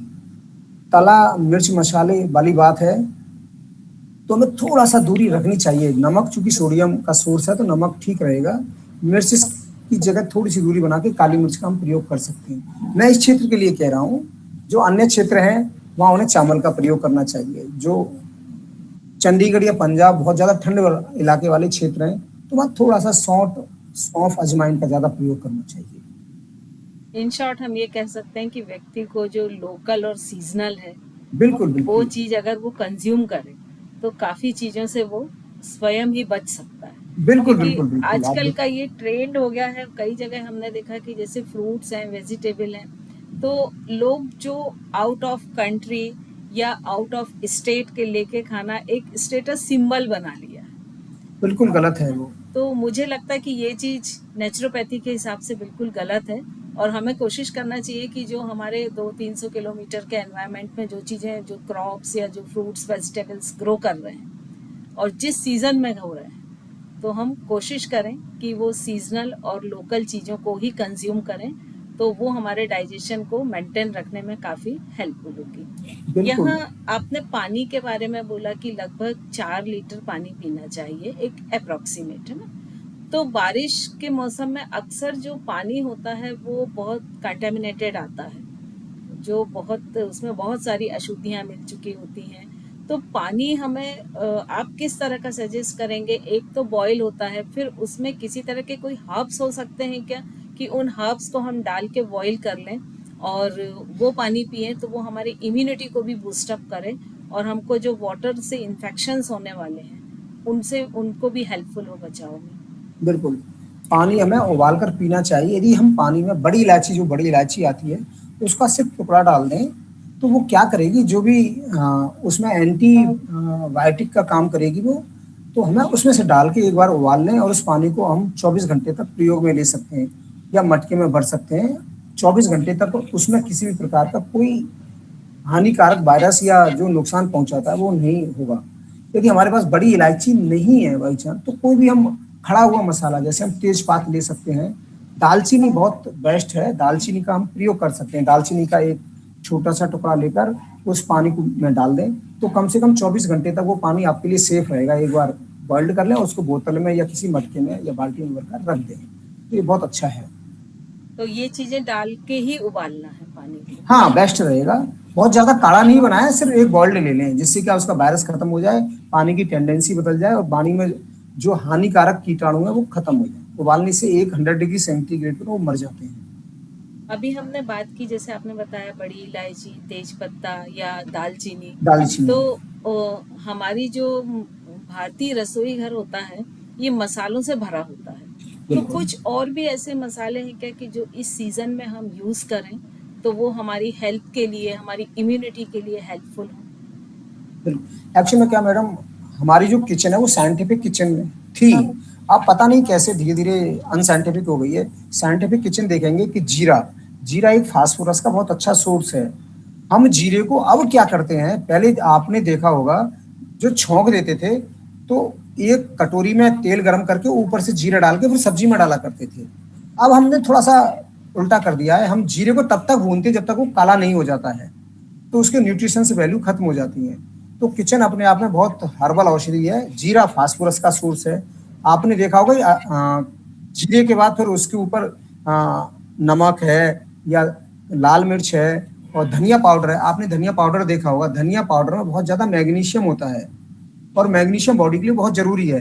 तो सब्जी में हम ऊपर से डाला करते थे धनिया पाउडर और धनिया पत्ती भी, अब हम सारा कुछ छौंक में डाल देते हैं। वो थोड़ी प्रक्रिया हमारी गलत है, हम छौंक में नहीं डालें। यदि छौंक में डाल रहे हैं तो उसे बहुत ज्यादा फ्राई नहीं करें, फ्राई करने से बचें। सिर्फ छौंक में डालने का अर्थ होता है कि उसके जो वायरस हो गया या कोई कीटाणु आ गया वो मर जाए, बस। छौंक में डालने का अर्थ इतना होता है। तो हमारा जो धनिया पाउडर है वो फास्फोरस से भरपूर होता है। अजवाइन है, उसमें मैग्नीशियम बड़ा अच्छी मात्रा में है। तो हमारा जो रसोई है पूरी हर्ब्स से भरी हुई है। हमें रसोई में कोशिश करनी चाहिए मसालों को मोटा मसाला या खड़ा मसाला प्रयोग करें, और सब्जी में भी खड़ा मसाला या मोटा मसाला प्रयोग करें। यदि आप पीस रहे हैं, बारीक ले रहे हैं, तो फिर कोशिश करें उसको ज्यादा फ्राई नहीं करें। खड़ा मसाला यदि फ्राई भी हो जाता है तो उसके कुछ तत्व उसमें बाकी रह जाते हैं। पर पिसे हुए मसाले में आपके न्यूट्रिशन से बहुत ज्यादा तलने पर या फ्राई करने पर नहीं बचते, थोड़ा सा उससे बचें आप। बिल्कुल सही आपने बोला सर, क्योंकि इस समय मैग्नीशियम की भी बॉडी को थोड़ी सी अधिक आवश्यकता होती है, क्योंकि विटामिन डी इस समय कम मिलता है हमें। अक्सर सूर्य की एब्सेंस होती है और विटामिन डी के लिए मैग्नीशियम काफ़ी ज़रूरी होता है बॉडी में। तो ये तो हमारे इसकी मिनरल्स की पूर्ति हो गई, लेकिन अगर हम विटामिन्स पे जाएं तो उसके लिए हमें क्या करना चाहिए? क्योंकि जैसे विटामिन डी इस समय बहुत कम होता है, सूर्य अक्सर नहीं रहता है, और दूसरे सोर्सेज में भी विटामिन डी कम हो जाता है कि जो धूप में बहुत सूखी हुई चीज़ें होती हैं उनमें भी। और चूंकि विटामिन डी मतलब कैल्शियम की कमी, तो आजकल एक एज के बाद तो ये अक्सर देखी जाती है कि सभी को एक कैल्शियम की डेफिशिएंसी हो जाती है, खासकर लेडीज़ में। तो उसका भी कोई उपाय है क्या कि हम मसालों के थ्रू उनको पूरा कर सकें? देखिए मैडम, आप भी चूंकि डॉक्टर हैं, आप बॉडी की फिजियोलॉजी एनाटॉमी को अच्छे से समझती होंगी। बॉडी के पास सारे न्यूट्रिशंस बनाने की एक फैक्ट्री होती है, शायद वो नेचर में नहीं होती है। कभी आप देखना होगा कि गरीब परिवार है, वो सिर्फ प्याज रोटी खाता है और सारे न्यूट्रिशंस उसकी वैल्यूज बराबर आती हैं। और एक बहुत अच्छा परिवार है, वो सारे विटामिन सी भी लेता है, फल भी खाता है, फ्रूट भी खाता है, तो उसके फिगर्स कम आते हैं। तो हमें जो काम करना होगा, हमारे न्यूट्रिशन से ज़्यादा हमारी बॉडी के डाइजेशन सिस्टम पर काम करना होगा। हमारी बॉडी जिसे भी खाए उसकी न्यूट्रिशंस वैल्यू कितनी भी हो, पर डाइजेशन वैल्यू बहुत ज़बरदस्त होनी चाहिए। तो एक अभी आप पिछले 5 या 10 सालों से सुनने में देख रही होंगी विटामिन डी और B12, जिसमें देखो विटामिन डी की कमी, जिसमें देखो B12 की कमी। विटामिन बी, यदि फीमेल शादी से पहले विटामिन डी और B12 की कमी है, पक्का है 98% है पीसीओडी या पीसीओएस ही होगा। बिल्कुल।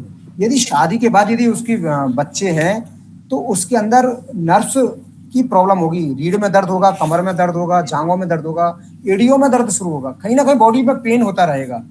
ऐसे ही जेंट्स के हैं, बाल उड़ जाएंगे उसके, कोहनियों में खासकर यहाँ दर्द रहेगा, घुटनों में दर्द शुरू हो जाएगा, कुछ दिनों बाद उसकी एसिडिटी बनेगी, पिंडलियों में शुरू हो जाएगा। ये विटामिन डी और विटामिन B12 की डेफिशिएंसी है। ये होता क्यों और इसकी पूर्ति कैसे करें? इसका सीधा सा कॉज है आपके खाने में छिलके की कमी, यानी कि आपके खाने में फाइबर की कमी आपके विटामिन B12 को कम करती है।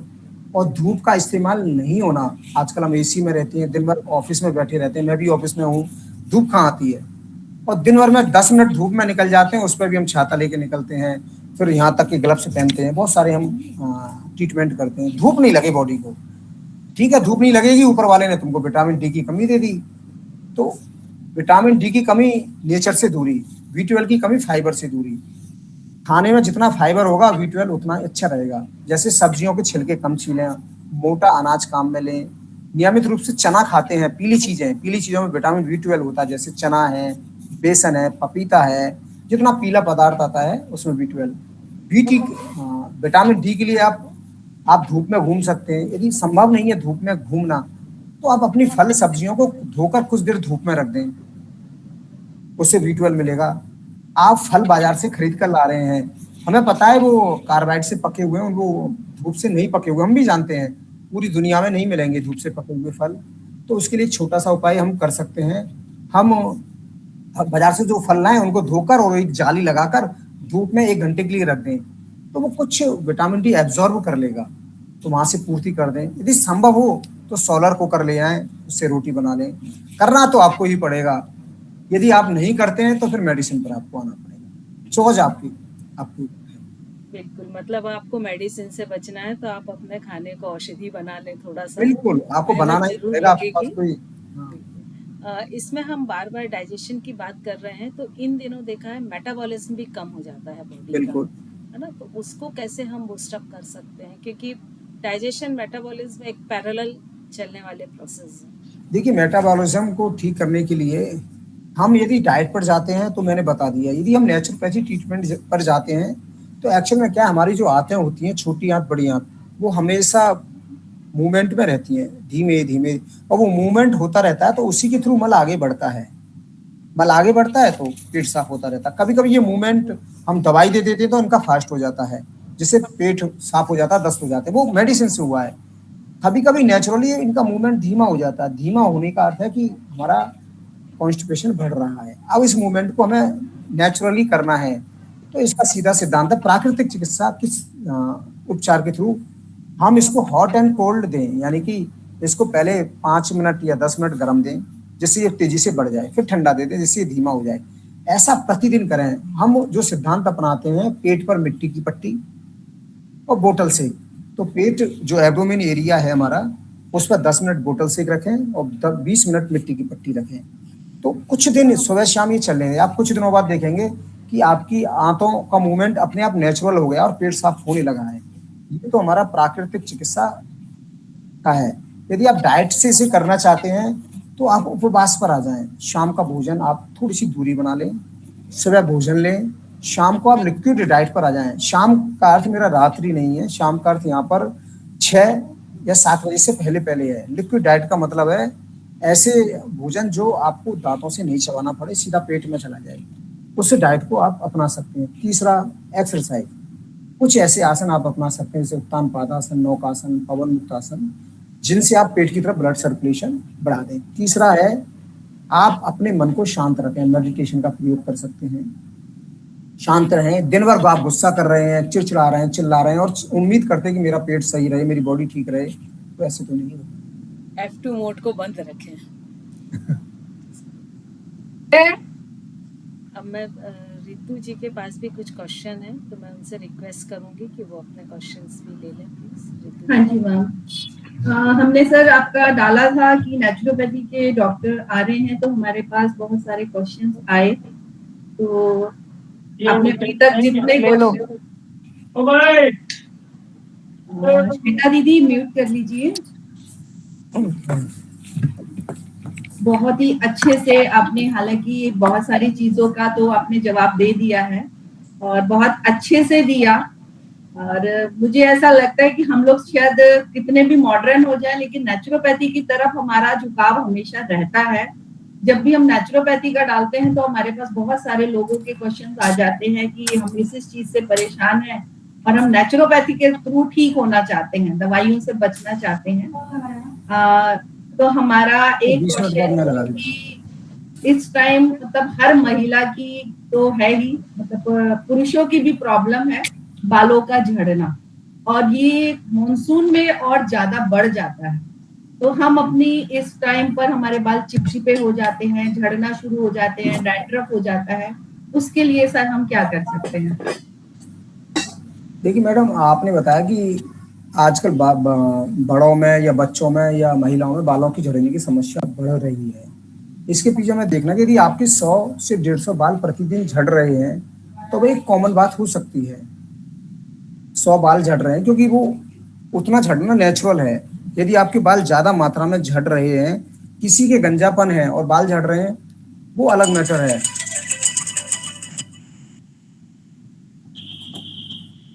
तो अब बालों के झड़ने से कैसे बचें? बालों के झड़ने की 3 वजह हैं। विटामिन के की कमी, विटामिन सी की कमी, उठाना किसका है? प्रांजल से कहना कि थोड़ी देर बाद। हाँ, आप अपने आहार में ऐसे खाद्य पदार्थ चुनें जिनमें विटामिन के सर्वाधिक मात्रा में हो। विटामिन के में सर्वाधिक जो विटामिन के होता है वो आपका हमारे लीची में होता है।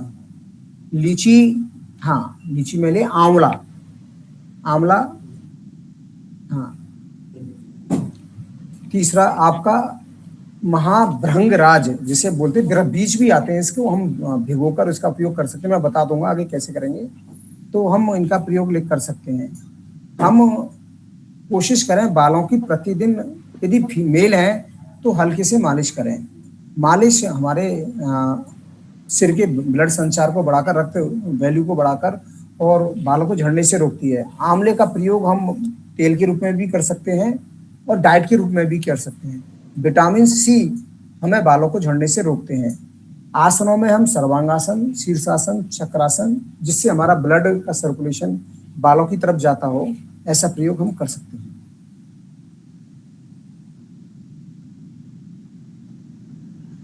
Thank you sir. ये चीज मतलब बहुत जरूरी है, क्योंकि आजकल जेंट्स में भी गंजापन जैसे देखने को मिलता है और बहुत छोटी उम्र में बच्चों के बाल झड़ जाते हैं। बिल्कुल झड़ रहे हैं। इसलिए बहुत जरूरी है कि हम उस पर ध्यान दें।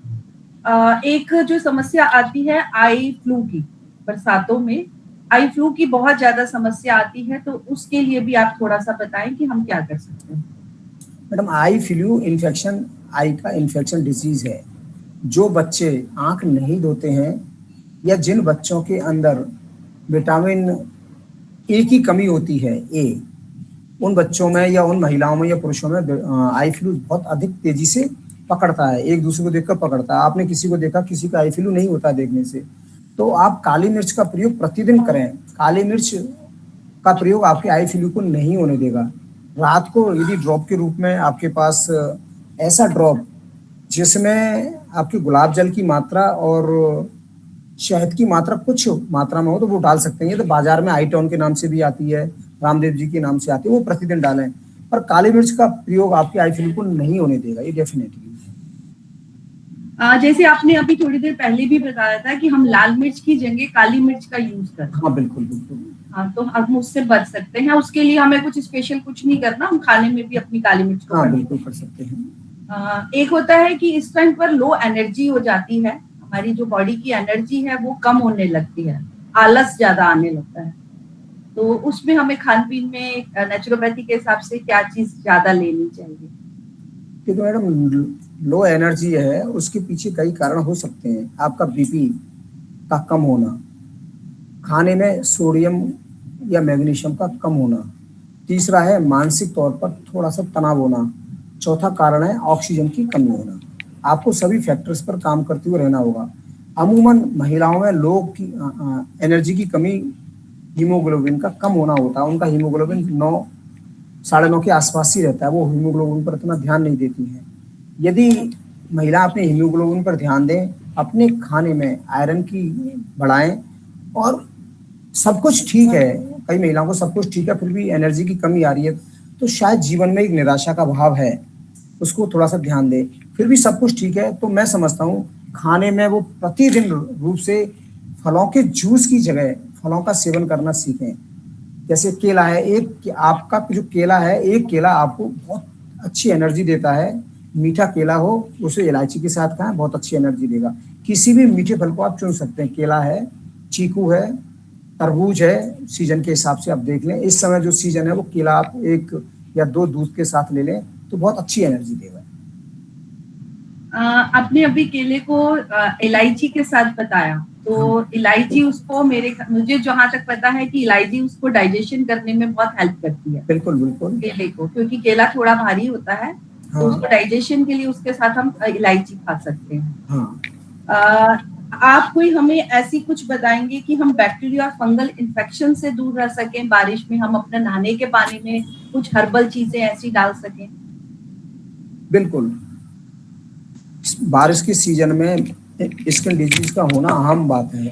कारण क्या है कि हर जगह फंगस बहुत तेजी से पनपता है। सीलन की वजह से हम पानी में 3 चीज का प्रयोग कर सकते हैं जो आपके पास सुविधा हो।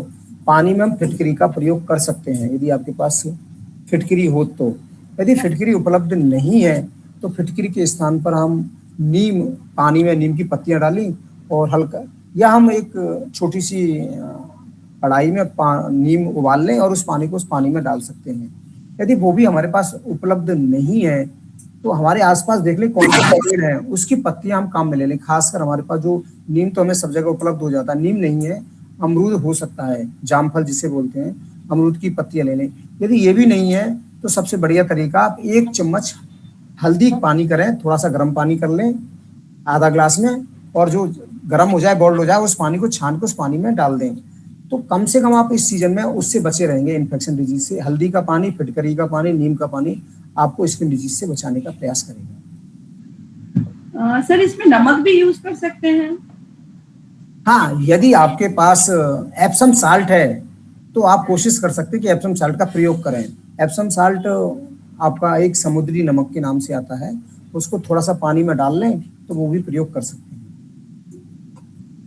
हैं। इस टाइम हमारी जैसे डाइजेशन खराब हो जाता है, हमारी मंदाग्नि कमजोर हो जाती है, ब्लोटिंग, एसिडिटी, इन्फेक्शन, डायरिया, इस तरह की प्रॉब्लम्स हो जाती हैं, तो हम उससे बचने के लिए क्या कर सकते हैं?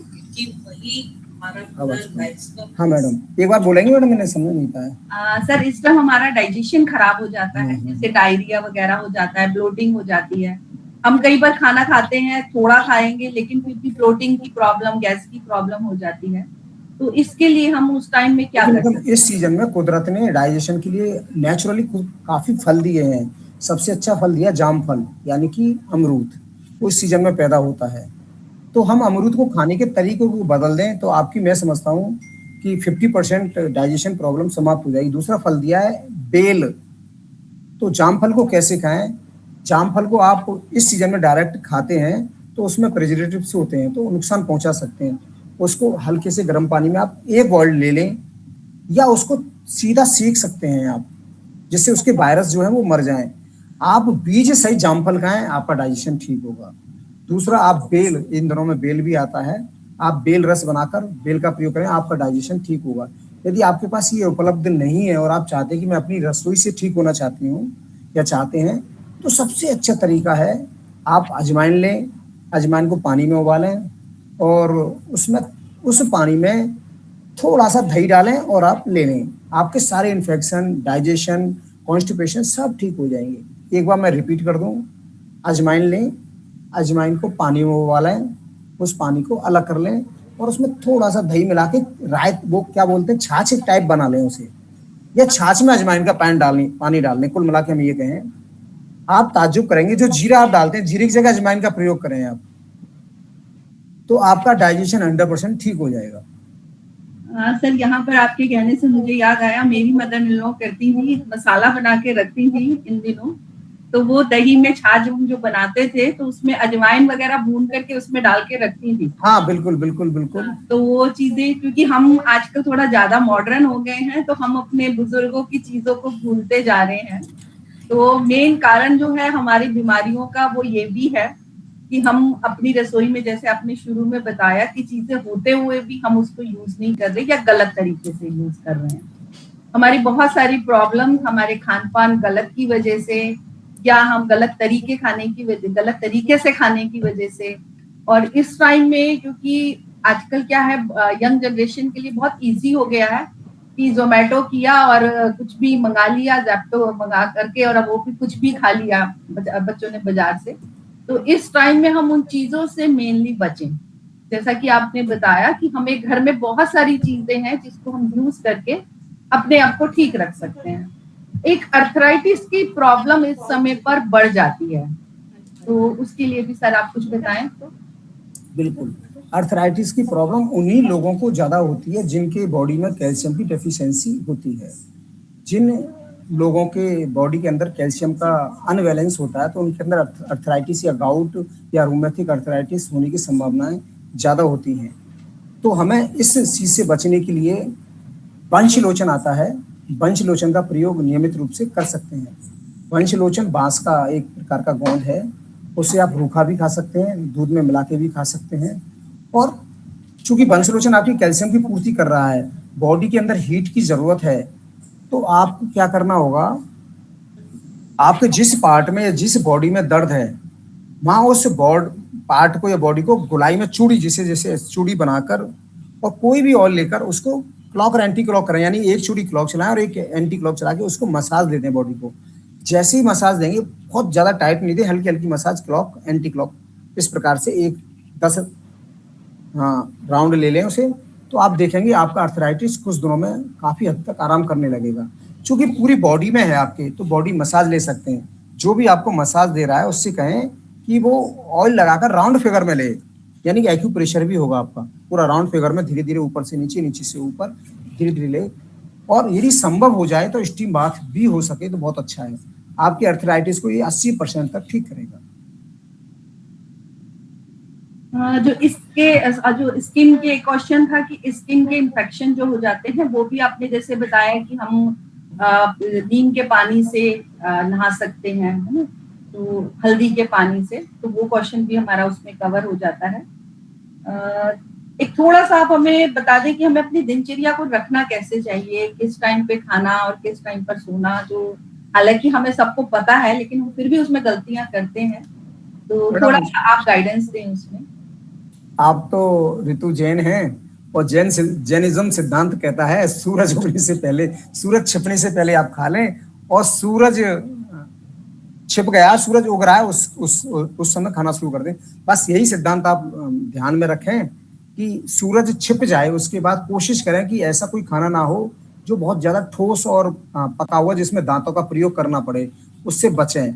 सूरज आपका 5 बजे उग जाता है, तो आप एक शेड्यूल बना लें कि मुझे सुबह ये लेना है, और ये आपका लंच हुआ है, और ये आपका डिनर हुआ है, और ये ब्रेकफास्ट, ऐसा एक शेड्यूल बना सकते हैं। खाने में कोशिश करें, आपने खुद ने ही कहा था कि आसपास के 100 किलोमीटर या 150 किलोमीटर के दायरे में जो फ्रूट्स हैं, वेजिटेबल्स हैं, या जो ग्रास है, उसका प्रयोग ज्यादा करें। हम ऐसा ना करें कि राजस्थान में रह रहे हैं, दिन भर चावल खाएं।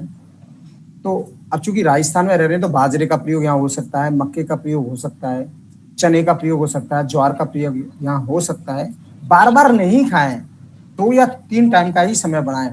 यानी कि आप कोशिश करें पेट में या मुंह में हमको दिन में मैक्सिमम 3 बार, मिनिमम 1 बार जाए, मतलब दिन भर हम कुछ कटकते नहीं रहे, ये थोड़ा सा ध्यान रखें।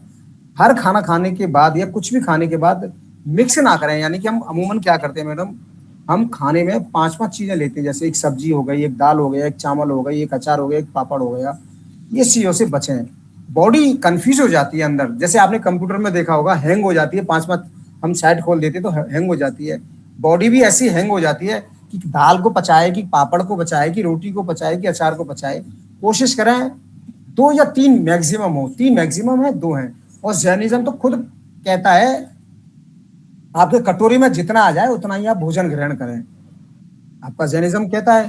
तो चूंकि मैं अग्रवाल हूं, तो सारे सिद्धांतों को जानता हूं, नेचुरोपैथी का डॉक्टर हूं, तो इस चीज को मैं अच्छी तरह जानता हूं कि हम भोजन से इतना कम खाएं, यानी 20% कम खाएं। हमारी मान के चले, हमारा कहता है हम 4 रोटी की भूख है तो 3 रोटी पर ही हम रोक दें अपने को। और भोजन जितना थाल में कम कैटेगरी का होगा उतना फायदा करेगा। यानी कि दाल हो जाए, चावल हो गई, और एक सब्जी हो गई।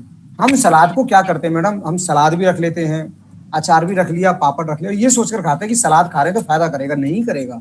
आप सलाद को भोजन से पहले खाएं, फिर आध घंटे का गैप दें, या भोजन के आधा घंटे बाद खाएं।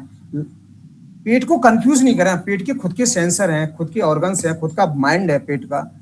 जब रोज रोज इन चीजों को पेट को दिया जाता है, तो पेट एक दिन आके अपने हथियार छोड़ देता है। वो भैया तू जाने, तेरा काम जाने, अब तू संभाल ले अपनी जीविका। क्योंकि हम क्या करें, हम उसे सुबह 4 चीज दे दी, फिर दोपहर में 4 चीज दे दी, शाम को 4 चीज दे दी, 4 8 4 3 12 चीजों से वो कंफ्यूज हो गया। पचाने में उसको 3 घंटे लगते हैं, तो कम से कम 3 घंटे का गैप रखें। तो जो भी कोई पूरे दुनिया में, पूरे वर्ल्ड में एक सिद्धांत काम करता है, भोजन कुछ भी ग्रहण कर रहे हैं तो मोनो हो, यानी छोटा हो भोजन, दाल चावल सब्जी, या और कुछ भी ले लो, छोटा छोटा भोजन हो। अब जितने जितने हम लग्जरियस होते जा रहे हैं, जितने पैसे वाले होते जा रहे हैं, या जितना हम सुविधाओं वाले होते जा रहे हैं, हमारी थाल उतनी ही बढ़ती जा रही है।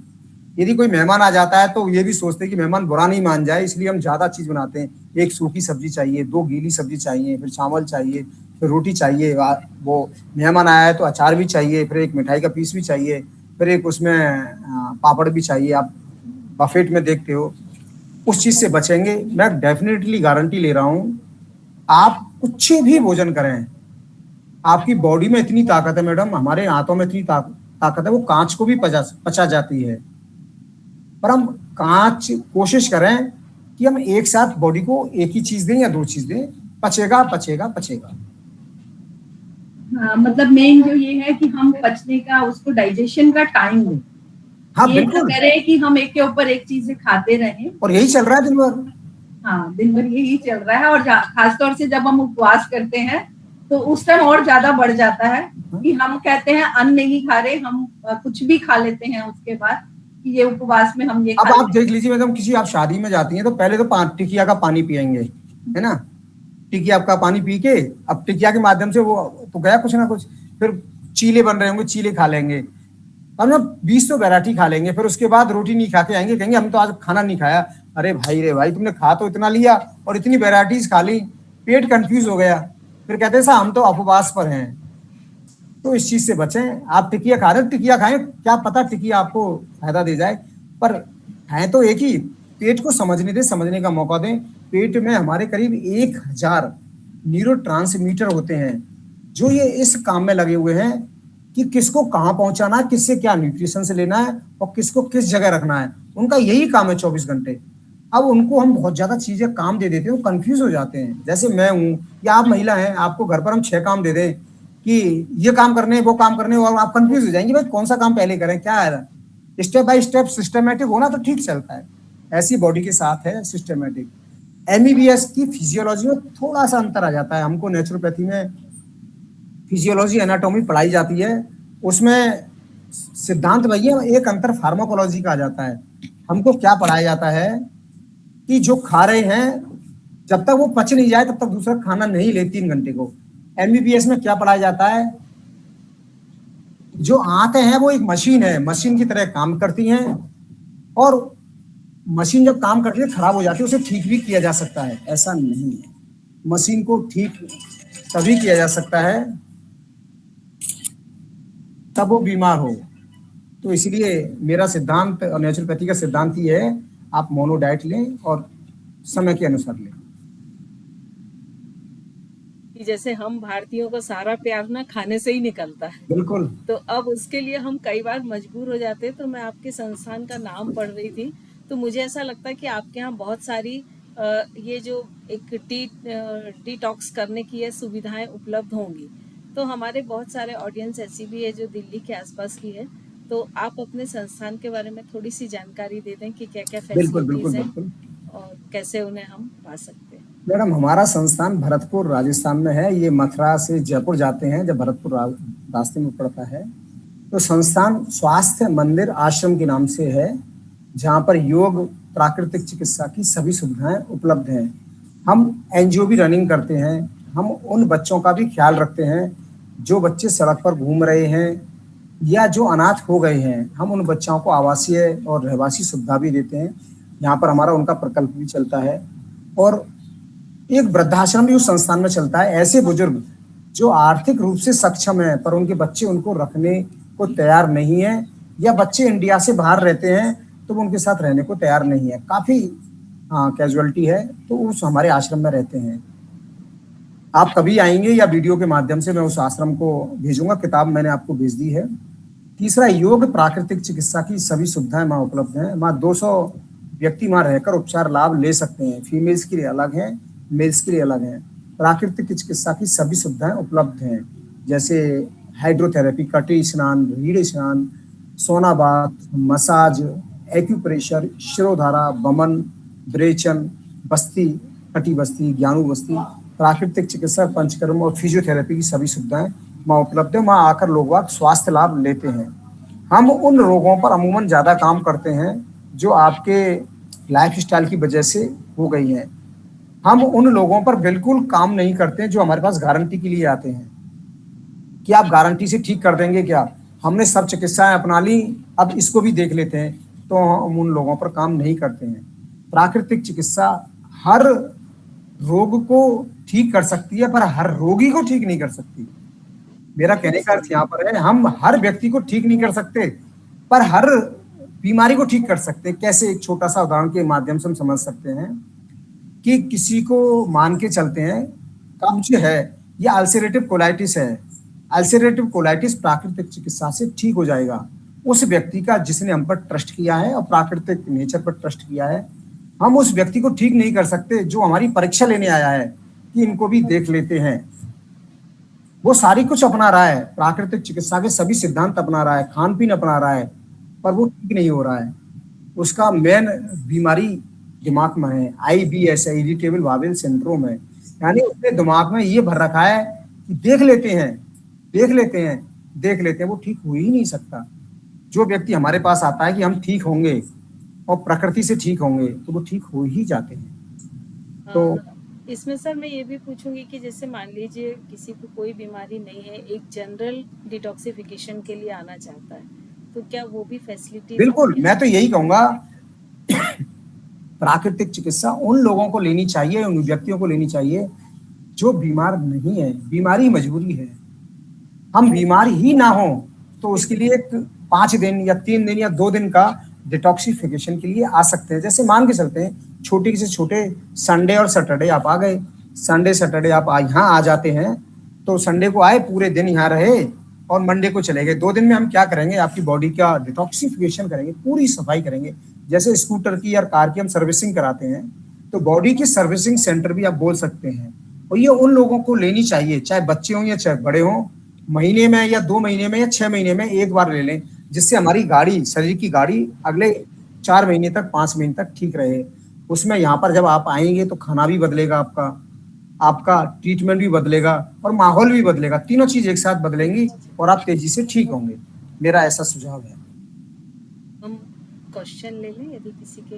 एक क्वेश्चन मैम चैट बॉक्स में आया हुआ है कि पंच तत्व को इजी वे में कैसे बैलेंस रख सकते हैं? मैडम, पंच तत्व के लिए ये कहा गया, पंच तत्व का बना शरीर, यानी मिट्टी, पानी, धूप, हवा, आकाश। आकाश माने उपवास। ये हमारे 5 तत्वों से शरीर बना हुआ है। जब हमारे शरीर की रिपेयर करनी है तो इन्हीं तत्वों से होनी चाहिए। जैसे मकान टूट जाता है, सीमेंट से उसकी रिपेयर की जाती है। यदि सीमेंट की जगह हम लोहे से रिपेयर करें तो कभी संभव ही नहीं है। हम क्या करते हैं मैडम, हमारा शरीर ये 5 तत्वों से बना हुआ। मिट्टी माने पृथ्वी तत्व, मिट्टी, पानी, धूप, हवा, आकाश। आकाश माने गैप। जब ये बीमार होता है तो हम इन तत्वों की रिपेयर मेडिसिन से करने का प्रयास करते हैं। जब इन तत्वों की रिपेयर मेडिसिन से होती है तो फिर बॉडी ऐसे ही रिएक्ट करती है, या उसका परिणाम भी वही होते हैं। इन रोगों की पूर्ति तत्वों से करनी चाहिए। मिट्टी, पानी, धूप, हवा, यानी कि जब भी कभी शरीर बीमार हो, सबसे पहले उपवास पर आना है। कोई भी बीमारी हो, कुछ भी प्रकार की हो, चाहे बुखार हो, जुकाम हो, खांसी हो, या स्किन का कोई भी हो रहा हो, स्किन में दाग धब्बे, कुछ भी हो रहा हो, तुरंत उपवास पर आ जाए। उपवास का अर्थ भूखे रहना नहीं है। उपवास का अर्थ है जो आपका भोजन चल रहा है उस भोजन को आधा कर दें और चेंज कर दें, लिक्विड डाइट पर आ जाएं। हमने उपवास को गलत समझ रखा है। उपवास का अर्थ है कि भूखे रहना। पता नहीं कैसे धारणाएं गलत बन गई हैं। उपवास का अर्थ है भोजन में चेंजेस करना। दूसरा है जैसी कोई भी बीमारी हो, पानी पर आ जाएं, यानी कि पानी की मात्रा बढ़ा दें। पानी का अर्थ यहाँ पानी नहीं है, पानी का अर्थ यहाँ पर लिक्विड है। लिक्विड की मात्रा बढ़ा दें, यानी कि आप पानी बढ़ा सकते हैं, फलों का जूस बढ़ा सकते हैं, आप थोड़ा सा पतला दलिया बढ़ा सकते हैं, छाछ हो सकती है। अब एक सेट कर लें तो ये कर सकते हैं। तीसरा, पृथ्वी तत्व, यानी कि पृथ्वी तत्व का यहाँ पर अर्थ है कि आप पृथ्वी तत्व के नजदीक आ जाएं, यानी कि घास पर नंगे पैर चलें। यदि स्किन डिजीज है तो शरीर पर मिट्टी लगा लें। आप प्रोटीन को अन्य माध्यमों से पूर्ति कर सकते हैं। हवा माने ताजी जगह आ जाए, यानी कि खुली हवा हो, वहाँ का ऑक्सीजन लेवल 10 या 12 के आसपास हो, तो बीमारी नेचुरली धीरे धीरे ठीक होने लगेगी। तीसरा, मन बड़ा होशियार है, यानी कि मन हर समय हर चीज की नेगेटिविटी देखता है। तो मन को शांत रखें उस जगह की, नहीं मैं ठीक होऊंगा और मुझे लाभ मिल रहा है। प्रकृति पर विश्वास करें। जो प्रकृति हमें सब कुछ देती है हम उस पर विश्वास नहीं करते, और जो दुकानदार या फैक्ट्री हमें कुछ नहीं देता है, जो हमारे कमाने के लिए बैठा है, अपने कमाने के लिए हमको यूज कर रहा है, हम उस पर ज्यादा भरोसा करते हैं। तो प्रकृति पर भरोसा करें, पेशेंस रखें। बॉडी अपने आप एंटीबॉडीज बनाएगी, हील करेगी। हो सकता है किसी को 2 दिन में करे, हो सकता है किसी को 3 दिन में करे, पर बॉडी को उसको रोग को और रोग के वायरस से निपटने के लिए उसे समय लगेगा और वो एंटीबॉडी डेवलप करेगी। ये बेसिक सिद्धांत है। आप लोगों के अगर कोई क्वेश्चंस हैं तो आप हैंड रेज कर सकते हैं। इसमें थोड़ा सा मैं एक चीज और बताना चाहूंगी कि सर उनके पास एक 10 दिन का बेसिक नॉलेज का कोर्स भी है। अगर आप लोग बेसिक चाहते हैं कि हम अपनी रूटीन में किस तरह से रहें, क्या क्या चीजें अवॉइड करें, क्या खाएं, तो उनका हम वो कोर्स भी कर सकते हैं। 30 दिन का इंटर्नशिप कोर्स भी है। और अगर आप नेचुरोपैथी के बारे में पूरी तरीके से जानना चाहते हैं तो 1 साल का उनका नेचुरोपैथी का कोर्स भी है। तो आप उनसे भी जुड़ सकते हैं इन चीजों से। क्योंकि अभी जैसे हमें सर ने बताया कि हमने अपने पेट को एक डस्टबिन बना रखा है, हम बिना सोचे समझे कुछ भी खा लेते हैं, और हम अपनी गाड़ी की सर्विस का तो ध्यान रखते हैं और मैकेनिकल चीजें जो है उनका हम ध्यान रखते हैं, एसी की सर्विस करानी है, गाड़ी की सर्विस करानी है, लेकिन हम अपनी बॉडी की क्या सर्विस करानी है उस पर ध्यान नहीं देते। तो उसके लिए जैसे सर ने बताया कि उनके पास ये उपलब्ध है चीजें कि हम वहां जाके अपनी बॉडी की सर्विस भी करा सकते हैं। तो शरीर की सर्विस बहुत जरूरी है कि हम उसका ध्यान रखें, जिसकी वजह से हम हैं और जिसकी वजह से हम सारे काम कर सकते हैं, हम उसको इस तरह से यूज करते हैं कि जैसे वो सबसे आखिरी में हम उसके बारे में सोचते हैं। खास तौर से महिलाएं, हम अपने परिवार के लिए सब कुछ करते हैं, खाने पीने का ध्यान रखते हैं और अपने आप को हम सबसे एंड में ले जाते हैं। तो उस चीज का ध्यान रखें। अब आप लोगों के जो भी क्वेश्चंस हैं आप हैंड रेज कर लें। सरिता दीदी आप अपना अनम्यूट कीजिए। मैडम मैं आपसे निवेदन करूंगा हाँ जी सर। कि आप, चूंकि मैं गूगल मीट में आपसे पहली बार जुड़ रहा हूँ, तो आपकी भी अपनी टीम होगी, किसी दिन एक पिकनिक टूर बना लें। आप डिटॉक्सिफिकेशन बिल्कुल सर, बिल्कुल। मेरे को तो ये चीज के लिए मैं बहुत टाइम से ढूंढ रही थी और रचना मैम की मेरी कई बार बात हुई थी कि हमें ऐसा कोई टूर बनाना है। तो मैं 100% से भरतपुर की दूरी नहीं है, 130 किलोमीटर है। बिल्कुल बिल्कुल सर, ये चीज तो हम 100% करेंगे। और जैसा कि हम इस पे काम ही कर रहे हैं कि लोग नेचुरल तरीके से अपने आप को ठीक कर सकें। और मेन बात वही है कि विश्वास वाली। हम हमारे साथ आज क्या हो रहा है कि हम सारी चीजें कर लेते हैं और योग पे, नेचुरोपैथी पे सबसे लास्ट में आते हैं। बिल्कुल। जब सबसे वर्स्ट पोजीशन हो जाती है वहां पर फिर हम कहते हैं कि हम ठीक नहीं हो पा रहे। तो हमारे लिए जरूरी है कि हम बार बार जैसे समझाते हैं, वर्कशॉप हमारा लेने का मतलब ही यही है कि हम लोग अवेयर हों। हमारा ये अवेयरनेस प्रोग्राम चल रहा है हर संडे, कि हम अपनी बॉडी के प्रति अवेयर हों, हम योग से जुड़े। यहाँ एक दिन योग करने से हम ठीक नहीं रह सकते, या एक दिन हम नेचुरोपैथी का रूल अपनाने से ठीक नहीं रह सकते। उसे हमें अपने लाइफ का पार्ट बनाना है। तो हमारी जो क्लासेस योगा की चलती हैं, मंडे टू फ्राइडे चलती हैं। बीच बीच में हम वीकली प्रोग्राम्स लाते हैं, क्योंकि हमारा शरीर जो बीमार होता है उसमें मानसिक कारण ज्यादा होते हैं। आजकल मानसिक कारण बहुत बढ़ गए हैं। उसके लिए हम मेडिटेशन लाते हैं, क्योंकि यहाँ पर हम ज्यादातर जैन हैं और जो नॉन जैन भी हैं उनके लिए भी हमारा भक्तांबर स्तोत्र के द्वारा जो हमारी मेडिटेशन कल से स्टार्ट होने वाली है, आप उससे जुड़े। और उसमें हम बहुत सारी चीजों को ऐड करके ला रहे हैं। हम मुद्राओं के द्वारा, आपने मुद्राओं के बारे में हमने सेशन करवाया था निशा जैन से, निशा कौशल से।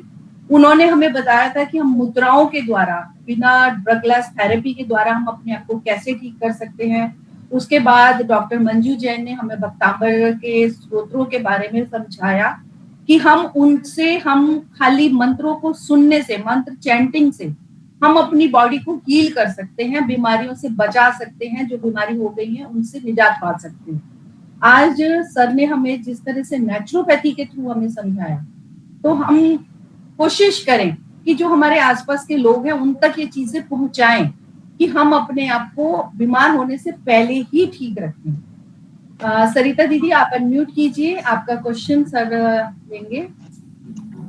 जय जिनी सभी को, ओम नमः। मैं भैया से ये पूछना चाहती हूँ कि ना, जैसे थोड़ा मैंने पैर के नाखून से ना उसमें एक लेयर निकल रही है, हाथ के तो ठीक है, उसके लिए मैं क्या करूँ? पैर की नाखून से लेयर निकल रही है? हाँ। अच्छा, नाखून जो होता है उसके नीचे वाले हिस्से से नहीं, ऊपर से रफली हो जा रहा है। हाँ, अच्छा, रफली हो रहा है यहाँ से। हाँ, यहाँ से लेयर निकल रही। अच्छा अच्छा। हाँ मैडम, एक काम करिए आप, ये नाखून लेयर निकलने का अर्थ सीधा सीधा है कि आपके अंदर मैग्नीशियम और फास्फोरस की कमी आ रही है ना। आप अपने खाने में, मैंने कहा केला बढ़ा सकती है, केला डाइजेस्ट होता है। यदि केला डाइजेस्ट नहीं होता है आपके अंदर, तो आप ऐसे, पपीता है, पपीते में फास्फोरस भी होता है। यदि आप पपीता आपको शूट नहीं करता है तो मैं ट्रीटमेंट के तौर पर बता दूं, आपके पास वैसलीन या ग्लिसरीन होगी, आप उसका एक लेयर लगाएं और उसके ऊपर एक हल्दी का लेयर लगाएं और उसके ऊपर पट्टी बांध दें और उसको छोड़ दें 2-3 घंटे के लिए। हाँ, बॉडी एंटीबॉडीज डेवलप कर लेगी, इससे बहुत आराम मिलेगा आपको। एक छोटा सा क्वेश्चन और पूछती हूँ कि है ना, मेरे नी में ना थोड़ा गिरने से चोट लग गई थी, ठीक हो गई थी एलोपैथी से, लेकिन मैं एलोपैथी लेना नहीं चाहती, तो फिर से थोड़ा स्वेलिंग है। अच्छा, फिर से स्वेलिंग आ गई है आपके। हाँ। यदि आप बस्ती जानती हैं तो बस्ती करा सकती हैं। जी, कराई नहीं, कभी ट्राई करती हूँ, हाँ, आपके बस्ती आने में की क्या, कोशिश करती हूँ। हाँ, कहीं आसपास सेंटर हो तो वहाँ बस्ती ले सकती हैं, बस्ती से आराम मिलेगा आपको। धन्यवाद भैया। जो लोग यहाँ पर हैं, अगर वो लोग चाहते हैं कि हम सर के सेंटर पे जाएं तो भी आप मेरे से संपर्क कर सकते हैं। और अगर आप लोग चाहते हैं कि हम उनका जो 10 दिन का या 30 दिन का कोर्स है वो करना चाहते हैं तो भी आप मेरे को मैसेज कर सकते हैं, रचना मैम को या मेरे को, किसी को भी मैसेज कर दें। मैडम, इसमें एक सुधार हम ये भी कर सकते हैं।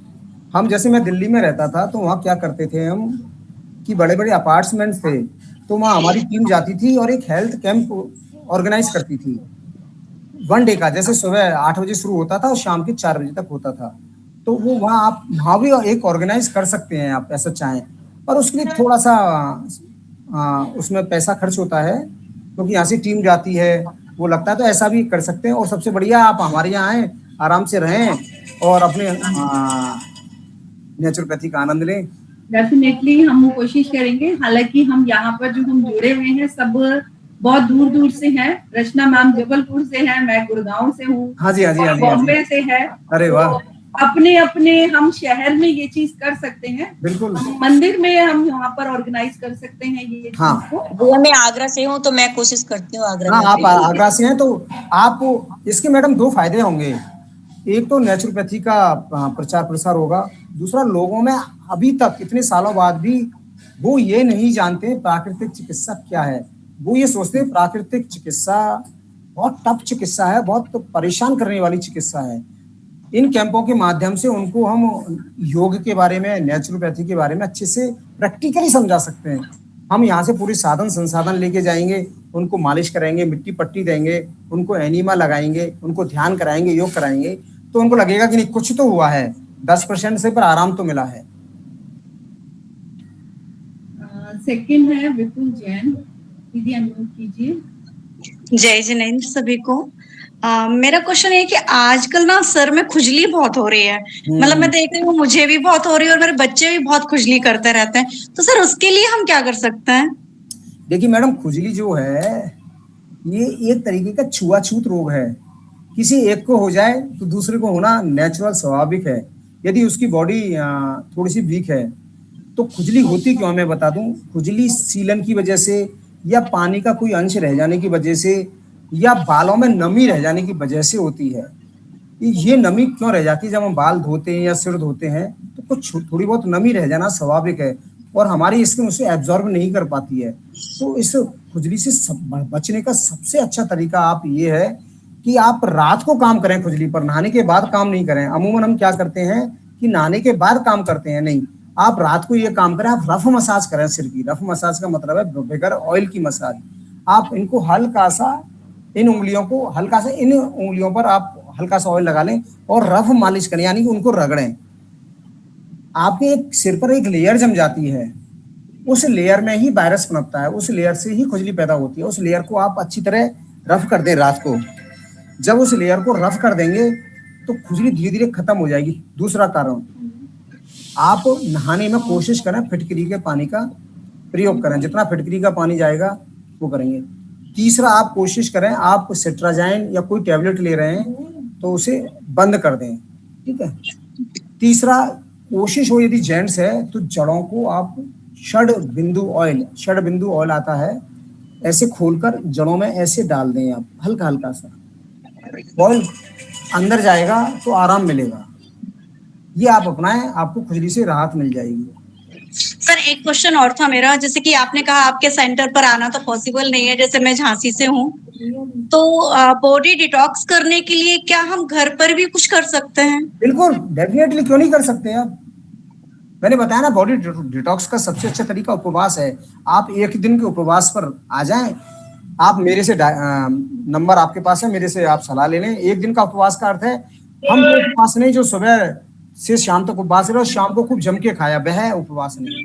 उपवास का यहाँ अर्थ है कि आप अपने भोजन में सुधार करती हो, लिक्विड डाइट पर आ जाएं या फलाहार पर आ जाएं या रसाहार पर आ जाएं और वो पूरे दिन करें, अगले दिन बहुत छोटी डाइट पर आए, फिर उससे अगले दिन बड़ी डाइट पर आए।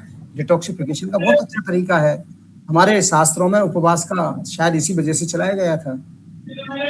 Thank you sir. जी, जैसे अभी हमने आपको बताया सर का 10 दिन का सेशंस होते हैं, तो क्योंकि एक दिन में नहीं होती कोई भी चीज, तो हम उनको 10 दिन उनके साथ जुड़ करके समझ सकते हैं कि हमें अपनी डेली लाइफ में किस तरह से अपनी डाइट को चेंज करना है, डाइट को और अपना सारी लाइफस्टाइल को। तो आप वो भी कर सकते हैं। संगीता बनारसी दीदी। हाँ जी मैडम, मैं 10:15 बजे के लिए जाऊंगा, तो मैं हम जल्दी से क्लास को क्लोज कर सकते हैं। बिल्कुल सर, ये लास्ट क्वेश्चन ले लेते हैं, यहाँ पर क्लोज करते हैं। जय जी नरेंद्र सर। हाँ जी, मैं सभी को अमरम नमः। मेरा ये था कि महिलाओं को कहते हैं 35-40 का, बोलती है कैल्शियम की हमें कमी हो रही, तो कौन सी टेबलेट लें? तो मैं उन्हें बोलती हूँ टेबलेट नहीं, आप मतलब नेचुरोपैथी इससे जुड़े। हालांकि मैंने आज कहा था, पर उनके यहाँ गेस्ट आ गए तो बाद में जुड़ नहीं पाई। तो उनकी ये प्रॉब्लम रहती है, तो अपन उन्हें क्या मतलब बता सकते हैं? मैडम 35-40 के बाद कैल्शियम की कमी आना स्वाभाविक है। उसके लिए आप वंश लोचन ले सकते हैं। वंश लोचन बाजार में उपलब्ध है और ये बहुत अच्छी चीज है। बांस आता है, बांस की पत्तियां, यदि घर में बांस का पेड़ लगा हुआ, उसकी पत्तियां आप 2-3 चबा सकते हैं। यदि बांस नहीं है, बाजार से हरा बांस खरीद के ले आए, उसको पानी में डालें और सुबह उसका पानी पी सकते हैं। बांस में प्रचुर मात्रा में कैल्शियम होता है। आप सहजनी की पत्तियों का प्रयोग कर सकते हैं। मूंगफली सबसे हर घर में उपलब्ध है। कम से कम 15 से 20 दाने मूंगफली खाएं, कैल्शियम की कमी पूर्ति हो जाएगी। तिल का दाना खाएं, कैल्शियम की पूर्ति होगी। आप कैल्शियम सोर्स पर ना जाएं, बाहर का कैल्शियम आपके किडनी स्टोन को बढ़ाएगा और अन्य बीमारियां पैदा करेगा। बहुत ही अच्छा बताया सर आपने, इतना सिंपल और सहज तरीके से आपने जिस तरह से हमें समझाया।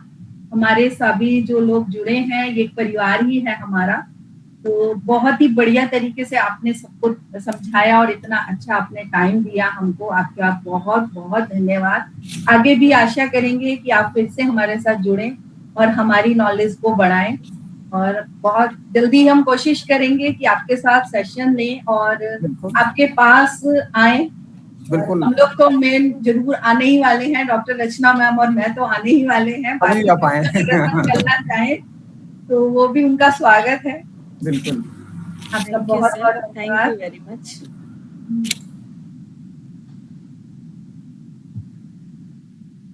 जैसा कि आप सबको पता ही है कि हम यहाँ पर अवेयरनेस सेशन ये ले रहे हैं। हर हफ्ते हमारा हर संडे होता है। तो आप लोगों से सभी से रिक्वेस्ट है कि आज ये आप लोग एक प्रण लें कि कम से कम 2 लोगों को इसमें जोड़ें। इतना टाइम देकर के डॉक्टर्स हमारे साथ जुड़ते हैं। हमने संडे का टाइम इसलिए रखा था क्योंकि थोड़ा सा डॉक्टर्स को इजी होता है उस दिन, तो इतना अच्छी नॉलेज हमें मिल रही है। तो हम एक दिन में कहते हैं कि अच्छा काम करना चाहिए, तो ये एक अच्छा काम आप लोग आज प्रण लें कि हमें करना है कि 2 लोगों को जोड़ें हमारे साथ, कि जो लोग टाइम दे रहे हैं हमें इतना कीमती समय, उनका जो नॉलेज है वो और लोगों तक भी पहुंच पाए। और आप लोगों से सभी से इस बात की मेरी रिक्वेस्ट रहेगी, क्योंकि डॉक्टर रचना जैन ने ये बहुत अच्छा प्लेटफॉर्म हमें दिया है, जहां अगर हम थोड़ी सी मेहनत करें तो हम अपने आप को ठीक कर सकते हैं। तो हमें अपने आप को, सबसे पहला धर्म हमारा यही है कि ईश्वर ने इतना सुंदर शरीर दिया है, उसको हम ठीक रखें। और किसी भी, आप वही भी योगा करें तो किसी योग ट्रेनर के अंदर करें, क्योंकि रचना मैम योग थेरेपिस्ट हैं, तो वो हमें पर्टिकुलर उस चीज के बारे में अलाइनमेंट के साथ जब हमें योग कराती हैं तो उसका इफेक्ट डबल हो जाता है। अपने आप से अननेसेसरी यूट्यूब से देख करके या ऑनलाइन क्लासेस लेकर के योग ना करें। उससे कई बार ऐसा नहीं है कि गलत इफेक्ट नहीं होते, गलत इफेक्ट भी हो जाते हैं। तो जैसे कि आज बहुत छोटा सा था प्राणायाम का, बहुत बारीकियां उसमें हमें पता चली कि एक प्राणायाम में भी हम किस तरह से गलतियां करते हैं और हम फिर कहते हैं कि हमें फायदा नहीं हुआ। तो आप उस चीज का ध्यान रखें। और जैसा कल हमारा, कई बार मैं आपको बता चुकी हूँ, बार बार बता रही हूँ, लोगों को जोड़ें। कल का हमारा भक्तांबर मेडिटेशन का सेशन शुरू हो रहा है 1 हफ्ते का, जिसका बहुत ही मिनिमम चार्जेस हैं। मुद्राओं के द्वारा, भक्तांबर हीलिंग के द्वारा और बहुत ही साइंटिफिक वे में उसको कराने वाले हैं। उसके मीनिंग को अपने अंदर उतार के अपनी कोई भी प्रॉब्लम, चाहे मानसिक हो चाहे शारीरिक हो, उसको हम ठीक करने वाले हैं। तो एक विश्वास के साथ उसके साथ जुड़े। यहीं पर आज का सेशन हम समाप्त करते हैं। नेक्स्ट सेशन जो हमारे आने वाला है वो एक्यूप्रेशर पर रहेगा, तो आप लोग आगे भी लोगों को उससे जोड़े। हाँ जी, संगीता दीदी आप कुछ कहना चाहते हैं? 2-3 हैंड रेज हुए हैं अभी बात करते करते ही। संगीता बनारसी पहले से है। दीदी मुझे पूछना था, प्रियंका जैन। जी दीदी, ओम नमः नमः। मुझे ये पूछना था कि जो भक्तांबर सेशन कल जो स्टार्ट हो रहा है उसका टाइमिंग फिक्स रहेगा, आई मीन 6 to 7 ही रहेगा कि 7 से आगे? क्योंकि आफ्टर 7 थोड़ा सा मुश्किल होता है। दीदी उसकी आपको रिकॉर्डिंग मिल जाएगी अगर आप उस टाइम नहीं कर पा रहे हैं। नहीं, एक्चुअली रितु जी वो बोल रही 7 से आगे तो नहीं होगा। नहीं, हमारे टाइमिंग्स एकदम फिक्स होते हैं। 6 o'clock शुरू होगा, 7 o'clock पर खत्म हो जाता है, लेकिन हम उन लोगों के लिए रुकते हैं जिनकी कोई क्वेरीज है, तो बाकी लोग इसको लीव कर सकते हैं। तो वो फिक्स 6 to 7 ही रहेगा। और एक और आप लोग से रिक्वेस्ट है कि यदि आप लोग प्राणायाम के बारे में डिटेल में जानना चाहते हैं, उसका भी डिटेल लेना चाहते हैं, तो आप लोग इस पे जो हमारे ग्रुप्स हैं उस पे हमें बताएं, तो हम कोशिश करेंगे कि आगे उसका भी कोई सेशन हम बना सकें। आप लोगों की कोई भी रिक्वायरमेंट होती है तो आप हमें ग्रुप पर डाल सकते हैं। और अगर आप लोग नेचुरोपैथी से जुड़ना चाहते हैं उसके बारे में भी आप हमें डाल सकते हैं, तो हम उसका भी एक ग्रुप बना करके, क्योंकि लाइफ में हमें, हमारे पास सब कुछ है आसपास, हमें उसे यूज करना अगर नहीं आ रहा तो हम उसको चीज को सीख सकते हैं। और जैसा हमें अभी देखा उस सर के साथ कि उन्होंने कितना सरलता के साथ हमें समझाया, तो हम उसके साथ उससे जुड़ें और अपने आप को ठीक रखें, स्वस्थ रहें, मस्त रहें, यही हमारी कामना है।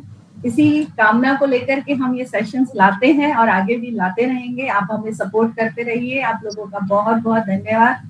जिस तरह से आप लोग हमें सपोर्ट कर रहे हैं, आगे भी लोगों को जोड़िए। और मेनली तो मैं रचना मैम का धन्यवाद करूंगी कि उन्होंने हमें ये ऐसा प्लेटफॉर्म दिया है कि जिसके थ्रू हम बहुत सारी चीजों का ज्ञान हमें मिल रहा है घर बैठे ही। हम लोग अलग अलग शहरों से हैं और एक फैमिली की तरह यहाँ जुड़ जाते हैं। तो रचना मैम का और आप लोगों का सभी का बहुत बहुत धन्यवाद। यहीं पर सेशन को समाप्त करते हैं। दीदी आपका भी धन्यवाद, बहुत बहुत। हम अदर कास्ट के लोगों को भी जोड़ सकते हैं क्या? क्या चीज दीदी? दीदी अदर कास्ट के लोगों को भी जोड़ सकते हैं? बिल्कुल दीदी, हम ये कोई जैन वो नहीं चला रहे हैं, ये हम नॉर्मल सभी लोगों के लिए चल रहा है ये हमारा। दीदी क्या होता है ना, जैन लोग तो इस टाइम मंदिर और खाने में बिजी होते हैं। दीदी एक दिन संडे को थोड़ा सा कोशिश करें कि थोड़ा सा आगे पीछे करके उसको एडजस्ट करें, क्योंकि ऐसी नॉलेज और फ्री में हमें मिल रही है, तो हम उसको वेस्ट ना करें। देखिए, इसमें हम सभी उन लोगों को जोड़ सकते हैं जो सिर्फ स्वस्थ रहने के लिए, कि कैसे हम हेल्दी रह सकते हैं, इसके लिए क्यूरियस हैं। वो चाहे योग वाले हो चाहे ना हो, किसी भी कास्ट के हो, उन सब से कोई भी वो क्राइटेरिया नहीं, सिर्फ वो इंसान हो जो स्वस्थ रहना चाहता है। दीदी जो भक्तांबर हीलिंग का भी हमारा सेशन हो रहा है, उसमें भी जरूरी नहीं है कि जैन ही जुड़े, वो भी अदर कास्ट सभी जुड़ सकते हैं, क्योंकि हमें मंत्र चैंटिंग से हमारी बॉडी की हील होती है। और जैसा कि भक्तांबर जी के बारे में सभी लोग जानते हैं कि उनके भक्तांबर जी के श्लोकों के द्वारा जो हमारी बहुत सारे असाध्य रोग ठीक हो जाते हैं, कैंसर तक के रोग ठीक होते हैं। तो ऐसा नहीं है कि उसको जैन ही कर सकते हैं, उसे भी नॉन जैन भी कर सकते हैं। और बहुत ही मिनिमम चार्जेस हम इसलिए रखते हैं उसके अंदर कि थोड़ा सा वहां पर लोग सिंसियर हो जाते हैं, तो सिंसियरिटी के साथ फिर उसको करते हैं। आप कुछ कहना चाहते हैं बिल्कुल दीदी? जी दीदी ये सिर्फ हमारा 1 वीक का रहेगा भक्तांबर जी हीलिंग का दीदी, इसमें क्योंकि पीरियड्स में तो ये हम नहीं कर पाएंगे ना। देखिए, ये आप पीरियड्स में भी कर सकते हैं, क्योंकि इसमें आपको चैंट नहीं करना है, आपको सिर्फ सुनना है ना। तो ये 5 days का रहेगा और ये आप पीरियड में भी कर सकते हैं। तो दीदी इसकी टाइमिंग मॉर्निंग 6 to 7 है, मंडे टू फ्राइडे, 5 days का। बच्चों को स्कूल भेजना रहता है। नहीं, आप चाहें तो आप रिकॉर्डिंग लेके फिर कर सकते हैं। रजिस्टर्ड करा लेते हैं तो उसकी रिकॉर्डिंग आपको मिलेगी, तो उससे आप कर सकते सभी को जय जिनेंद्र, सभी का सभी को खूब नमस्कार। आभार।